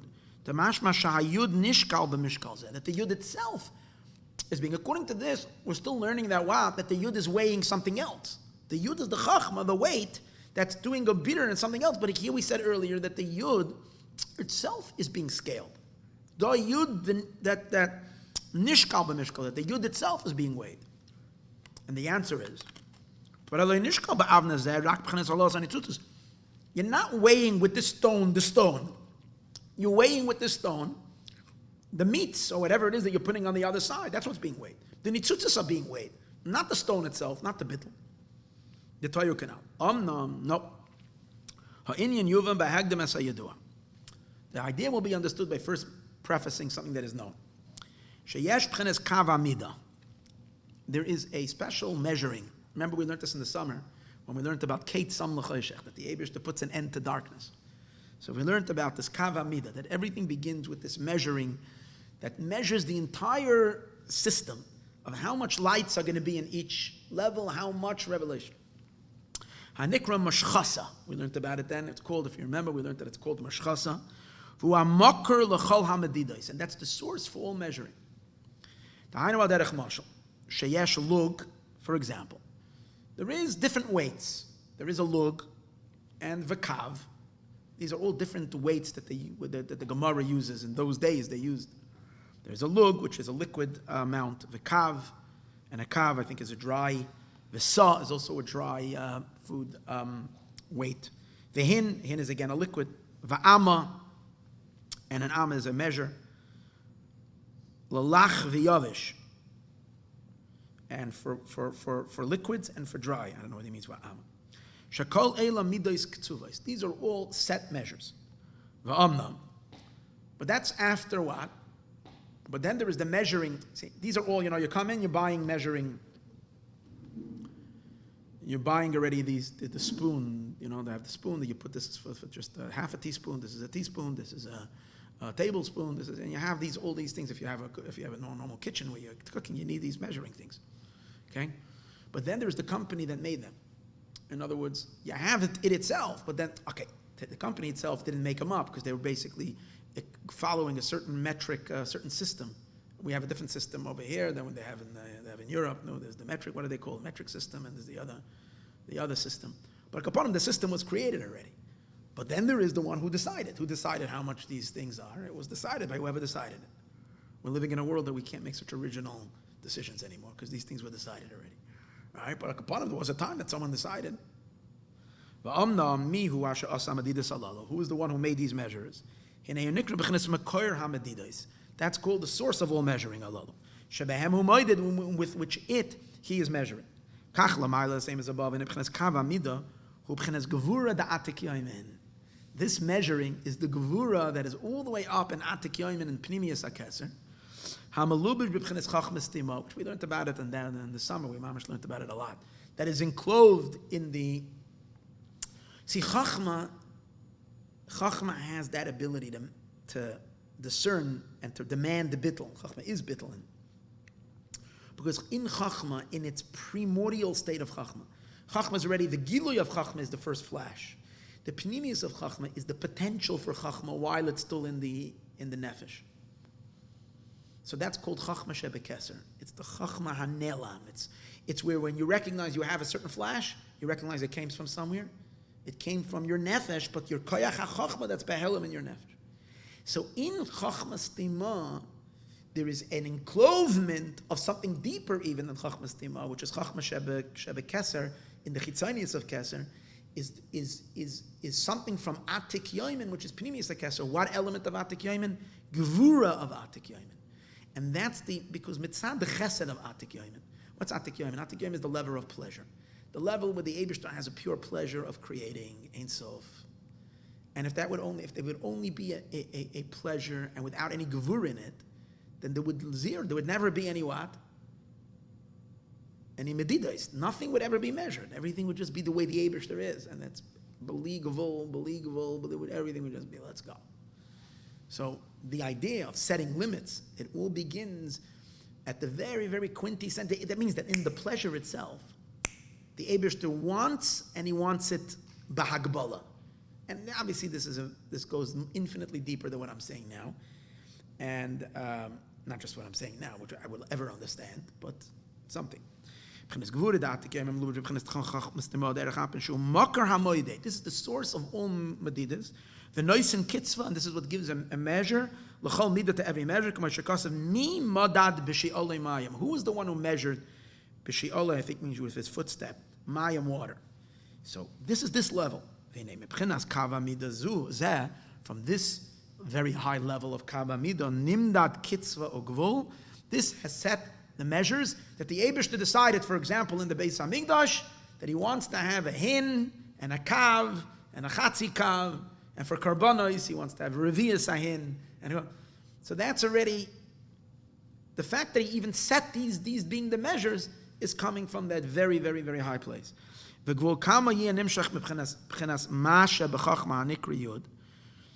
sets the limitations on Chachma itself. Because we said before, in Atzilus, there's a lot of Chachma. If there's a lot of Chachma, there's a lot of revelation of God. And Bina, in Bria, there's less. Yeah, but who decided how much Chachma should be? You're right. As much Chachma that there is, so much godly revelation there will be. As much as you put on one side of the scale, but who decided what to put on this side of the scale? Okay, yeah, once you have the stone in the scale, you know that's how much you can lift up. But who decided what to put in the scale? So there is the one who was running the whole operation. So that's what we're talking about over here. Talking about something that's higher than Chachma, that has decided how big the stones of Chachma are going to be. That in Atzilus it's going to be a 10-pound stone, and in Bria it's going to be only a 6-pound stone, and in Yetzirah it's going to be a 3-pound stone, and in Asiyah it's going to be a 0.5-pound stone. Very little Chachma, very little Bittul, very much a lot of Yesh. So there had to be a Moeded who initially Moeded, and that means that the Chachma itself becomes measured. It's not just the Chachma is the measurer, the Chachma itself is measured by something much higher. What? It's coming from Gevura, the Atik Yoimin. That's the source of Gevura element in Chachma. How much of this life-giving trait of Bittul is going to be revealed somewhere? Which descends to be Mevarer Birurim. How much? Why are some people so easily bitteldig? Why do you find some people that have such an easy, they're naturally very bitteldig. Their neshama shines in them naturally. And there's some people that have such a hard time with bittul.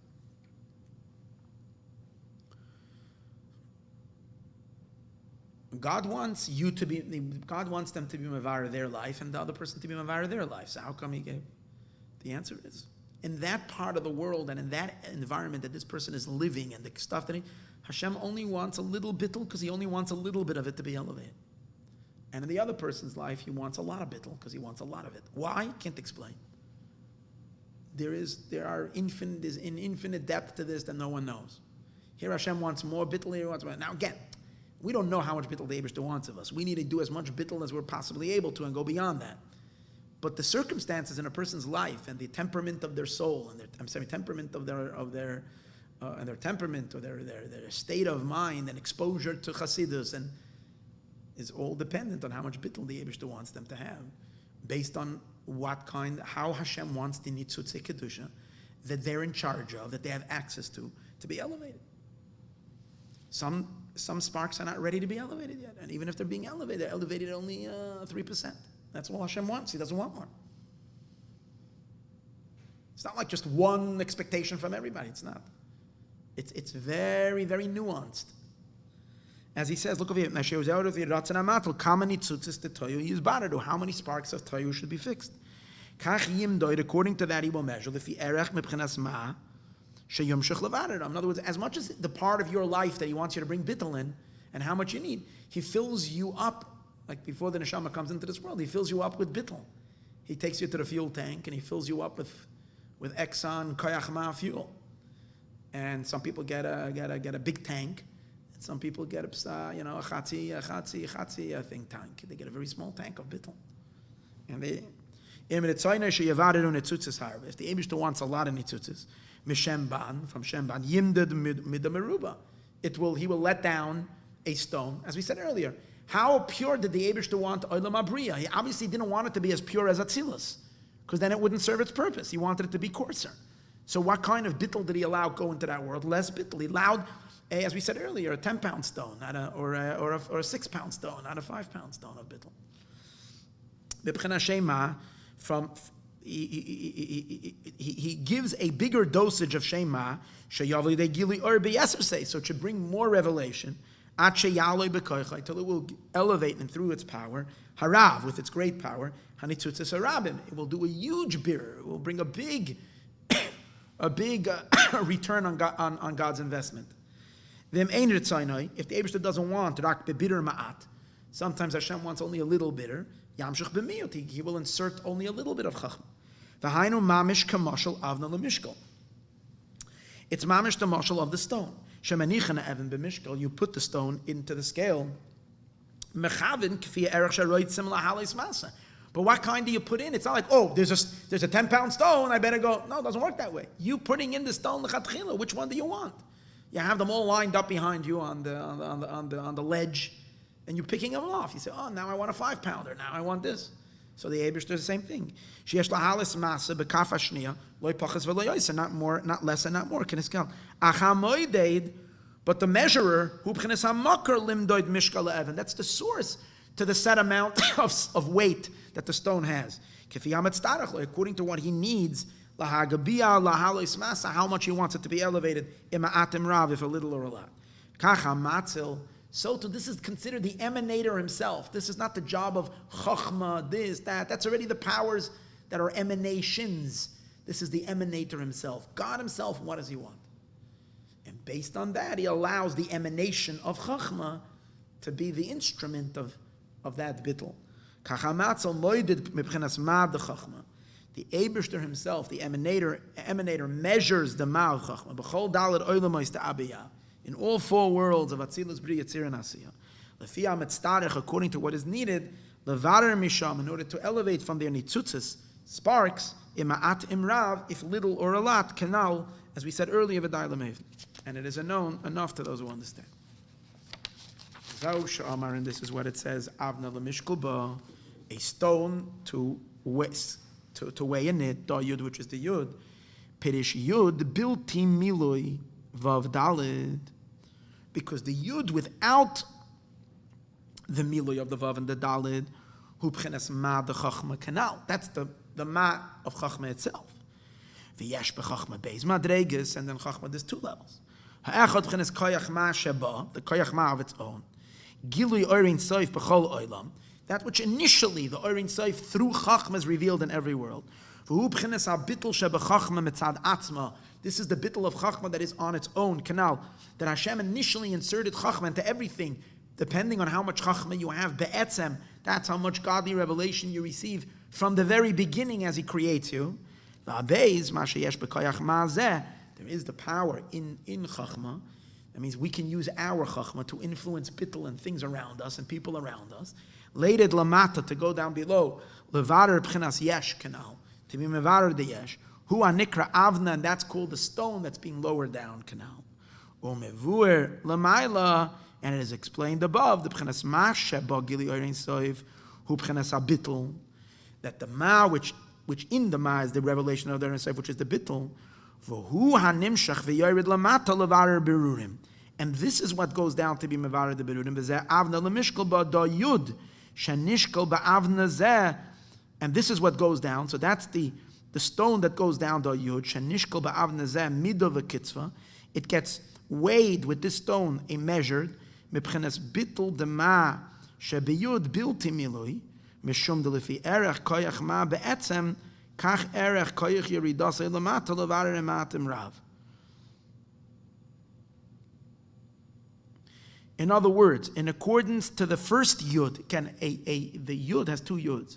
In accordance to how intense the yud be'etzem is in this yud, that's also how much koyach it has to extend the vav and the dalid, which is its other 10 power, so to speak, to influence bittul down.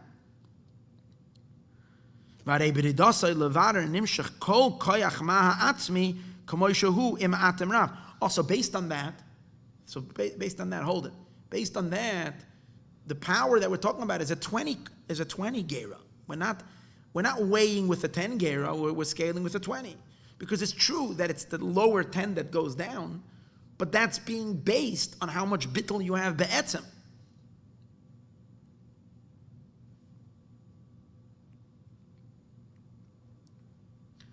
So does he conclude to that or not? I don't know. So again, I'm looking for. I'm a little confused on what is exactly the 10 that we're dealing with. Let's see further. But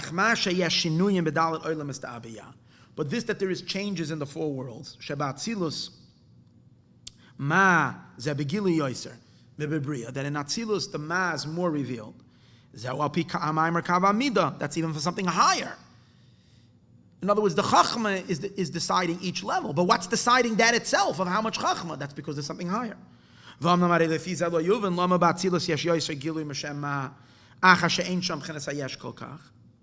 but now he has a question, which is a parenthetical question. He's saying, if what? If in Atzilus there's what? There's less Yeshus. So why do you need a greater revelation of Ma of that world? The erech is galus the Ma hu yoyse bebirudim, and the more his galus of Ma is in the birudim, shem b'chinas hayesh b'yoyse, which is more yesh. Klifi oitzim gasus hayesh, according to the more intensity and the density of the yesh. Tzarich yoyse leb'chinas habittul the Ma, we need a stronger dosage of bittul. Canal. B'mishkal ha'avna, it's like you have to give intense radiation. But if there's no yeshus over there, you don't need to. We should think that in the world of Asiyah there should be more bittul. There should be more power of bittul because we have to influence such chunky stuff. We have to deal with such density. And the emphasis both are true. The koyach ma be'etzem is stronger in Atzilus. It's be'etzem more bittul. But the koiches of Ma, I think it's like the Yud itself is taka stronger in Atzilus, but the Vav and the Daled, the power to imbue bittul and to shoot it outward, to cause bittul is stronger down here, even though he said before that it commensurate with how bittul it is on its own. That's because here we have Torah and mitzvahs. They don't have it in Atzilus. And our Torah and mitzvahs down here has the potency to bring bittul, which you don't have in the higher worlds, because they don't have such yeshus. They don't need such potent stuff. There's no greater concoction than matzah concoction. It's like, this is like made out of the most intense stuff on earth. Like in terms of bittul, it's like, that's why the matzah is flat, and it's matzah zu al shem ma. You got the ma written all over it. on matzah, because this is your kernel of bittul that's got to insert the bittul into your existence for the whole year. Your koyach of amunah, your bit. So that's really intense stuff. But you don't have matzah in Olam HaYetzirah. Okay. So let's see. Achi'inyanu, the bittul shu mitzad atzmus ma dafka, the bittul that has to do with the essence of ma, hu shebatzilus dafka yoser. That tak is more in atzilus. Mizgala b'biyah. In other words, then you have inherently beings that are essentially more bitteldik, that don't feel themselves. You're in a world of entities that have no self-awareness in Atzilus. Avo mitzat koyach yiridasai levarer, but the koyach to be mevarer, be'emes u ba'asiyah yoser mekulam. It's interesting. So you can say the same neshama that when it's in Atzilus, it has more of an essential bittul, but when the neshama comes down in asiyah, its koyach to project bittul and to be is intensified much more than that koyach of projection when the neshama was in Atzilus. Mordechai is the power of bittul. The power, because Mordechai means bitter. It's the power of bring a bittleness. Mura dachya, the pure mura.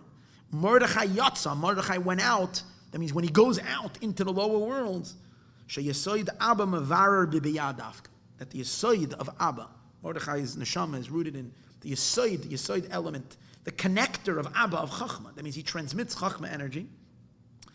V'zau atam gam kein, that's what we take a find. Shebegolus, that in Golus, nemshachin neshamas gevayis. Dafke in Golus, we've seen higher souls that appeared in the world, higher than when the Yidden were in the Zman Habayis. Usually we have a general rule called Yeridas Adoros. The earlier generation were much greater. But there are exceptions. There are some souls that are revealed dafke in Golus that are much higher than Neshamas. Why? Because the lower you go, you need a very strong power of bittul. So he gives the example, Reb Shimon Bar Yochai. There wasn't anybody like him in hundreds of years before him. In the days of the base, they didn't have anybody like him. And then, of course, the Baal Shem Tov, the Rabbeim, this was unmatched. That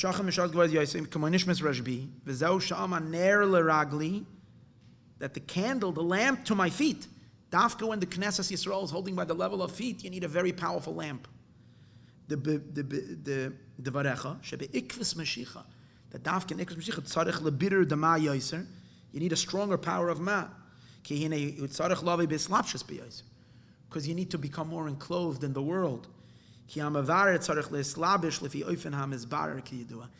to do a real bitter, you need to become so much more enclosed in the thing that you're fixing. So in the days, for example, you see that in the early generations, Jews were never became so assimilated into the world that they needed to fix. They were always detached. The world always rejected them. As we got closer to Mashiach, Jews became far more entrenched in everything. Why? Because we need to do a deeper biur. A deeper biur requires more investment. But that's very dangerous. That's a very dangerous. So you need a very powerful Rebbe to be able to hold everybody in such a state. And you see, the way the Rebbe did Biurim is much different than the previous Rebbeim. He allowed us to go much more into the Klippa, much more, to do Biurim. Can you say based on this, the difference between the 20 and the 10? Oh, so we know this was a parenthetical thing, which he's evaluating the difference between the first 10 and the 20, and the second 10. It's not 20. 20 is the whole thing. The upper 10 is the 10 as they stand on its own. That's the power of bittul be'etzem. That's stronger in Atzilus. The potential, yeah. But the koyach of actual descent and bringing bittul into the environment is the vav and the dalet of it. And he says that in Asiyah, this inyan is stronger. When an Neshama is sent down in Olam Asiyah, this inyan, the vav and the dalet, is stronger. His yud is much stronger when he's in Atzilus, but his vav dalet is much stronger when he's in Asiyah. Like we see in general generations, that the power of projecting bittul is a bigger tzaddik. There are bigger neshamas that have this power to do it even in the time of Golus. So we're getting closer to the end again of this, the explanation of Machatzit HaShekel. So again, how much more do we have over here? I think just to the next page. Yeah, and then we'll finish next week. Mitzvahs Machatzit HaShekel shenitztavu b'nei Yisroel Litein. So the Machatzit HaShekel that the Jewish people were commanded to give, so now we're going to see mamish clearly that when we gave Machatzit HaShekel, we were actually bringing down the stone of Chachma on the scale, causing something to go up. Because when Yidden gave the Machatzit HaShekel, with that money they bought karbanos. They paid for and they took those karbanos, which was literally a piece of this world, and elevated those sparks on the Mizbeach, and that became absorbed in God, and up there. So literally, the Machatzit HaShekel, you see how is, so you see, it was here's the thing, you can't elevate those karbanos unless every Jew gives his bittul, his koyach chachma, into it. It needed the entire community to do these biurim. These biurim are so locked. The klippos are holding on to these sparks so deeply. They're such yesh, they're such this. In order to cause this rectification, it needed every single Jew to put. We had to make a major collection of everybody's bittul. Yeah, you get what's going on over here? This is awesome. We needed a major community of bittul. And then obviously everybody goes and does their own birurim. But this is the collective birur of the Jewish people. And we have to put all of everybody has to take his vav and his dalet from his yud, give it into the Beis HaMikdash, and that created that massive weight to be able to lift all the karbanos, which is basically lifting the cosmos for the entire year. Until next year, we're going to do it again.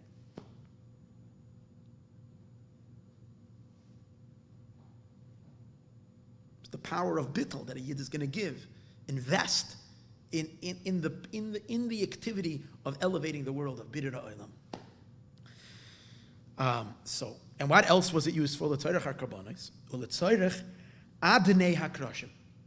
They also made from it the adonim, which go on the bottom. Now the adonim, as we said earlier, is shem ban. It's the root of all the sparks is the name ban, and the name ban is related to Malchus, which the name of Malchus is what? Shem Aleph Talid Nun Yud. Aleph Talid Nun Yud. That's the adonim. Adonim is adnei. It's called adnei hakadas. In plural, we say adonim, but each one is aden, but with the yud, it's adnei. Aleph Talid Nun Yud. The Yedu, it is known binyan karbanos with the idea of karbanos. And hey, no, what is the idea of karbanos? It's the elevation of the sparks of tayu. Shanaflu b'shem ban, that they fell down into the name ban, the shvira of shvira, what is broken. Because the animal and the bird down here below, sharsham, their original source, mepnei shar upnei neshem, they really come from very lofty place, from the ox and the eagle, which are very lofty angels, but that's before they collapsed. The shem ban shai b'pchenas hatayu shekoydem latikun, which is in the name ban, which was in the level of tayu, that's before the world of tikkun, the ma. I stated elsewhere. Shushayrish inyan Allah's karbanis the behema. This is the root of elevating the karbanis of an animal. Likalo, to be absorbed be'esha lamayla, in the fire above. Aryeh the achol kurbanin, is the lion that consumes the karbanis.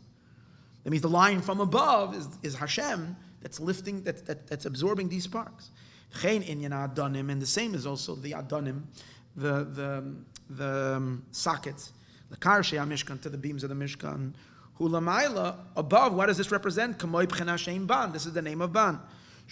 And also ban is malchus. It's feminine. That's the keli. What's an adain? Adain is a socket, which is something, a peg would go in, and the bottom of the beams there was a peg. That means it's a kli. So it's shem ban is a keli for us to fill it with the Eibishter's light, with ma. When you fill ma and ban, the Eibishter resides. Then it's a mishkan. The Eibishter dwells there. So she's a base kibul. But you have to make it out of something.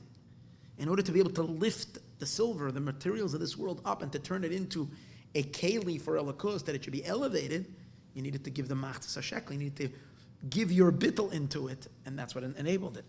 They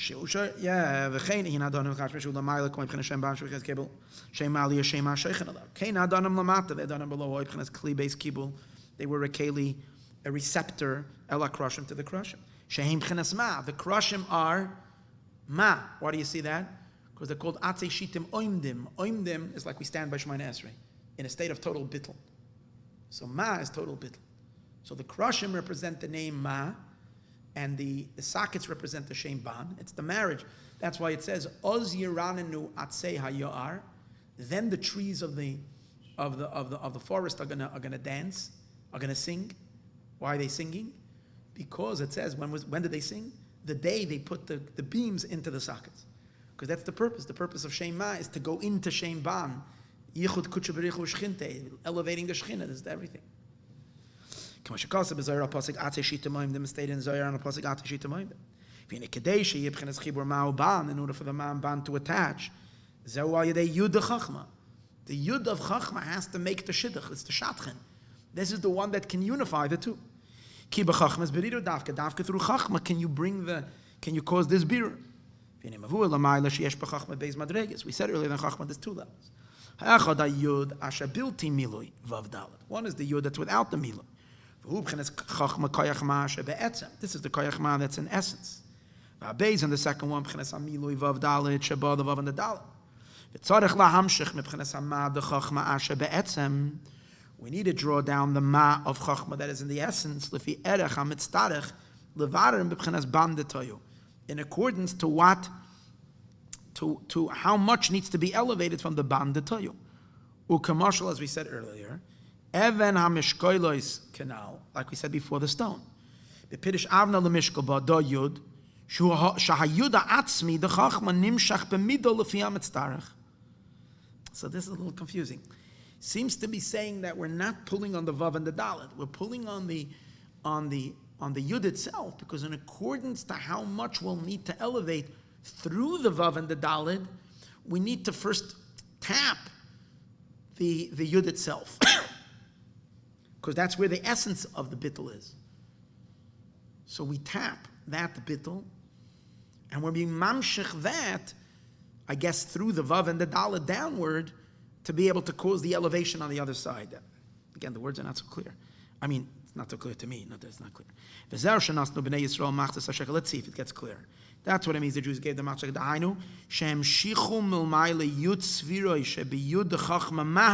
He's very clear that the Machatzit that the Jewish people were giving was not the vav and the dalet.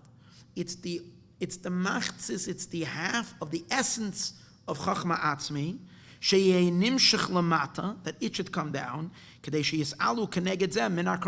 it should elevate on the other side from the karbanos, from the ban of toyu. So, but then why did he give me this whole introduction with the vav and the dalet if we're anyways not pulling on that? I guess it's through that, but we have to get the higher half of the shekel. So what are we giving b'poil? We're giving the lower half, it's just being imbued by the power of the other half? Or we're actually pulling on it seems to be saying that we're actually giving the higher half. I'm not clear. Well, if in accordance to the amount that they needed to elevate from Shem Ban, the karbanos of the karbanos, va'adnei akroshim, and the sockets of the kroshim, and if he oisei hashir, according to that amount, nimshach b'chenes ma de chachma atzmes, and the equivalent to how much they needed to elevate.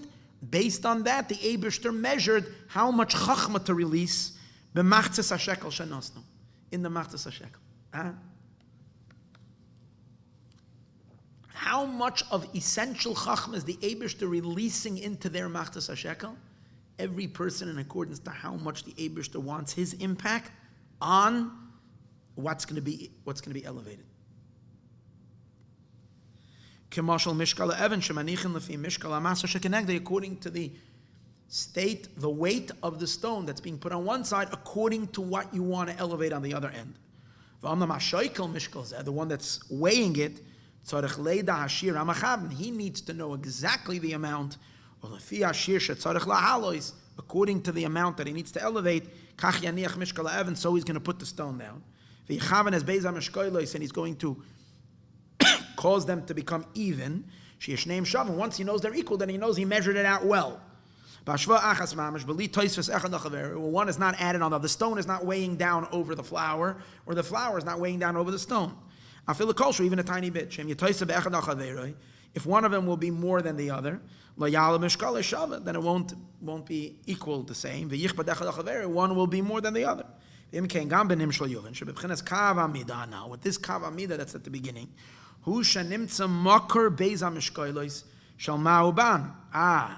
remember we said earlier that another pirush in Machatzit is like the vav that's balancing both sides. Because really what that is Machatzit HaShekel is not only what we're actually drawing down. That's the stone that we're drawing down.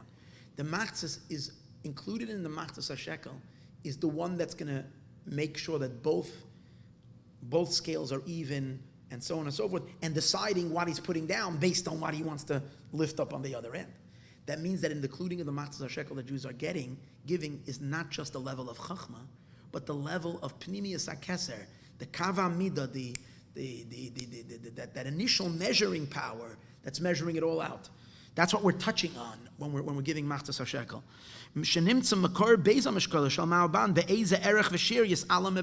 What should be elevated from ban? Because an equivalent to exactly how much you want to lift up, that's how big the stone is going to be. To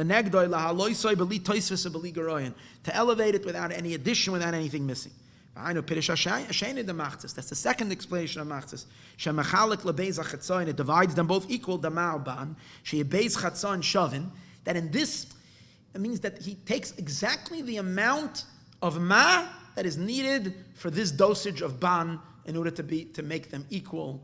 And without one being more than the other, because the way it needs to be, the koyach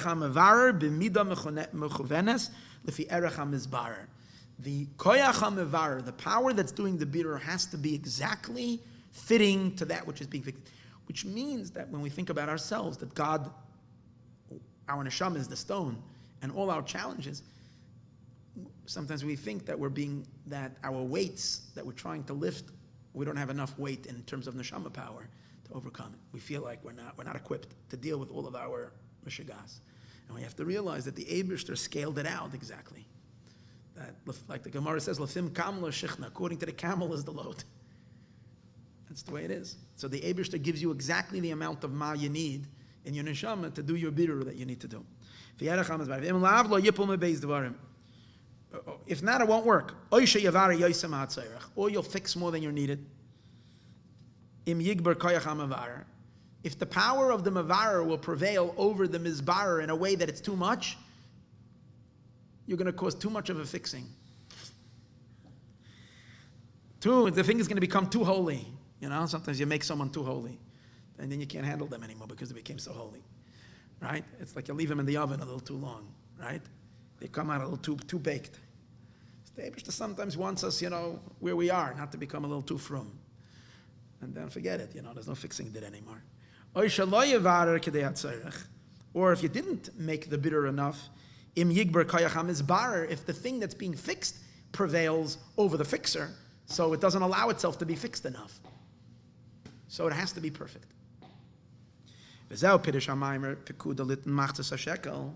that's the meaning. Man machtis, what is the half? HaShekel.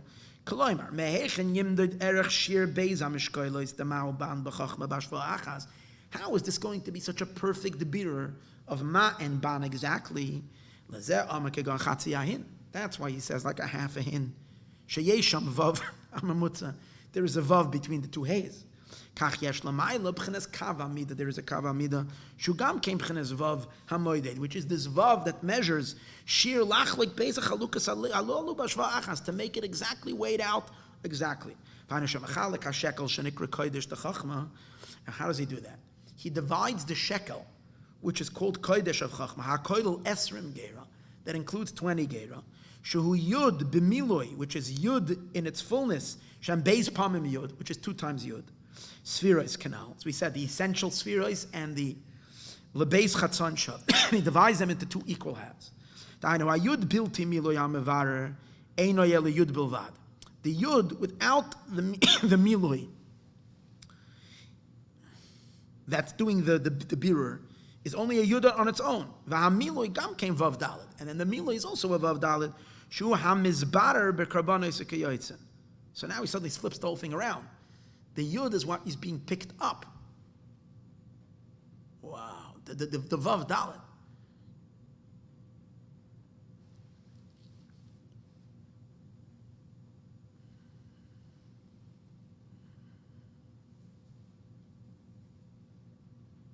Wow, so this is different than I was thinking. I mean, it doesn't change the whole mimer, but it changes this. I was saying the whole time that the power of the koyach of bittul that you have on your own, in your neshama itself, that's the essential yud. And the koyach that you have to be mevarer something, to project that biur outward, that's the vav and the dalet. B'chachma is beridu. But here he seems to be saying, no, the koyach ha-mevarer, that's your essential chachma. But the nitzutzim that you elevate through your biur, that's the vav and the dalet. And that's as it became included in your chachma.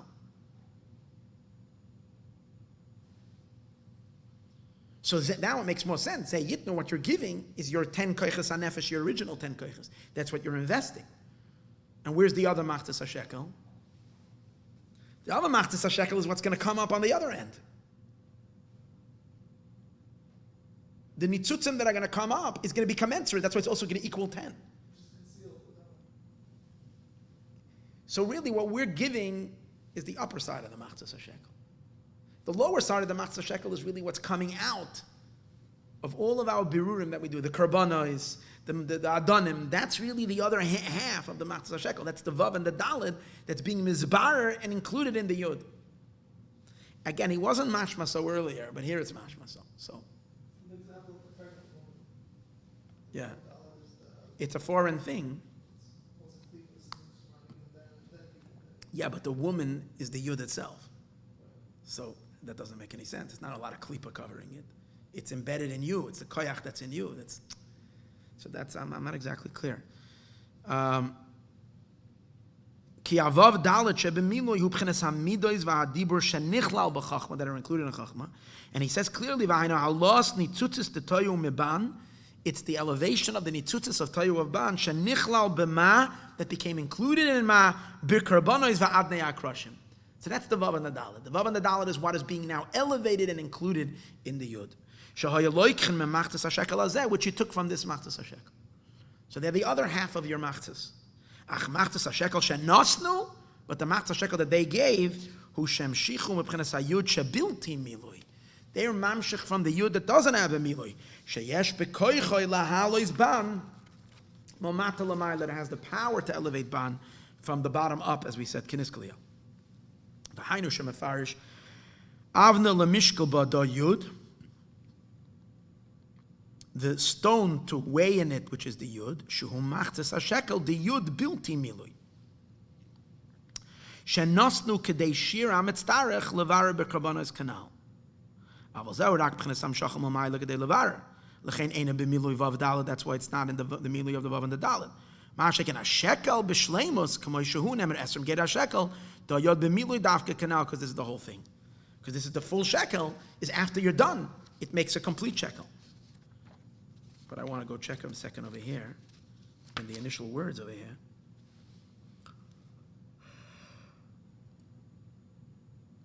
Yeah, that's what it says. Avna lemishkol ba'ada is only yud, and the first time it mentions yud, when it talks about the stone, it mentions a yud without a vav and a dalet, because that's the essential powers. And then when it says esrim geira HaShekel, then it mentions the yud with the vav and the dalet, because the other half of the shekel is everything we elevate from the money that we gave, which really means from our bittul that we put out there, the return and that which becomes absorbed, that's the other side of the shekel. And that's the full Machatzis HaShekel. Cool. So what does this mean in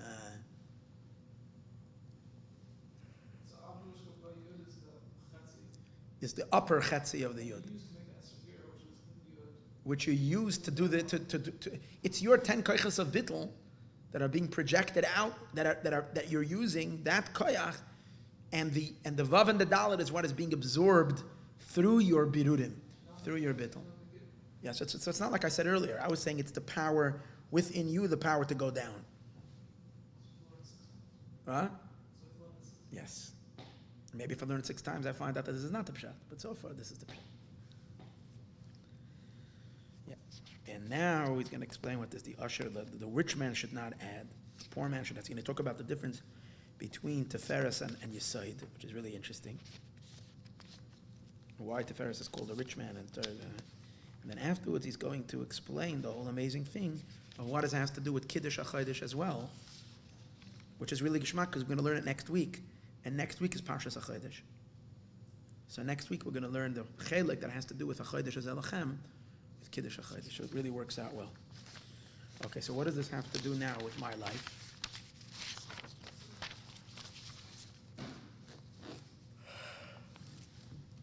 Is to know that it's been measured out really well. And everybody, and we need to know that we have whatever it takes to do our birurim, and to go ahead and to finish up quickly because Mashiach is coming. L'chaim.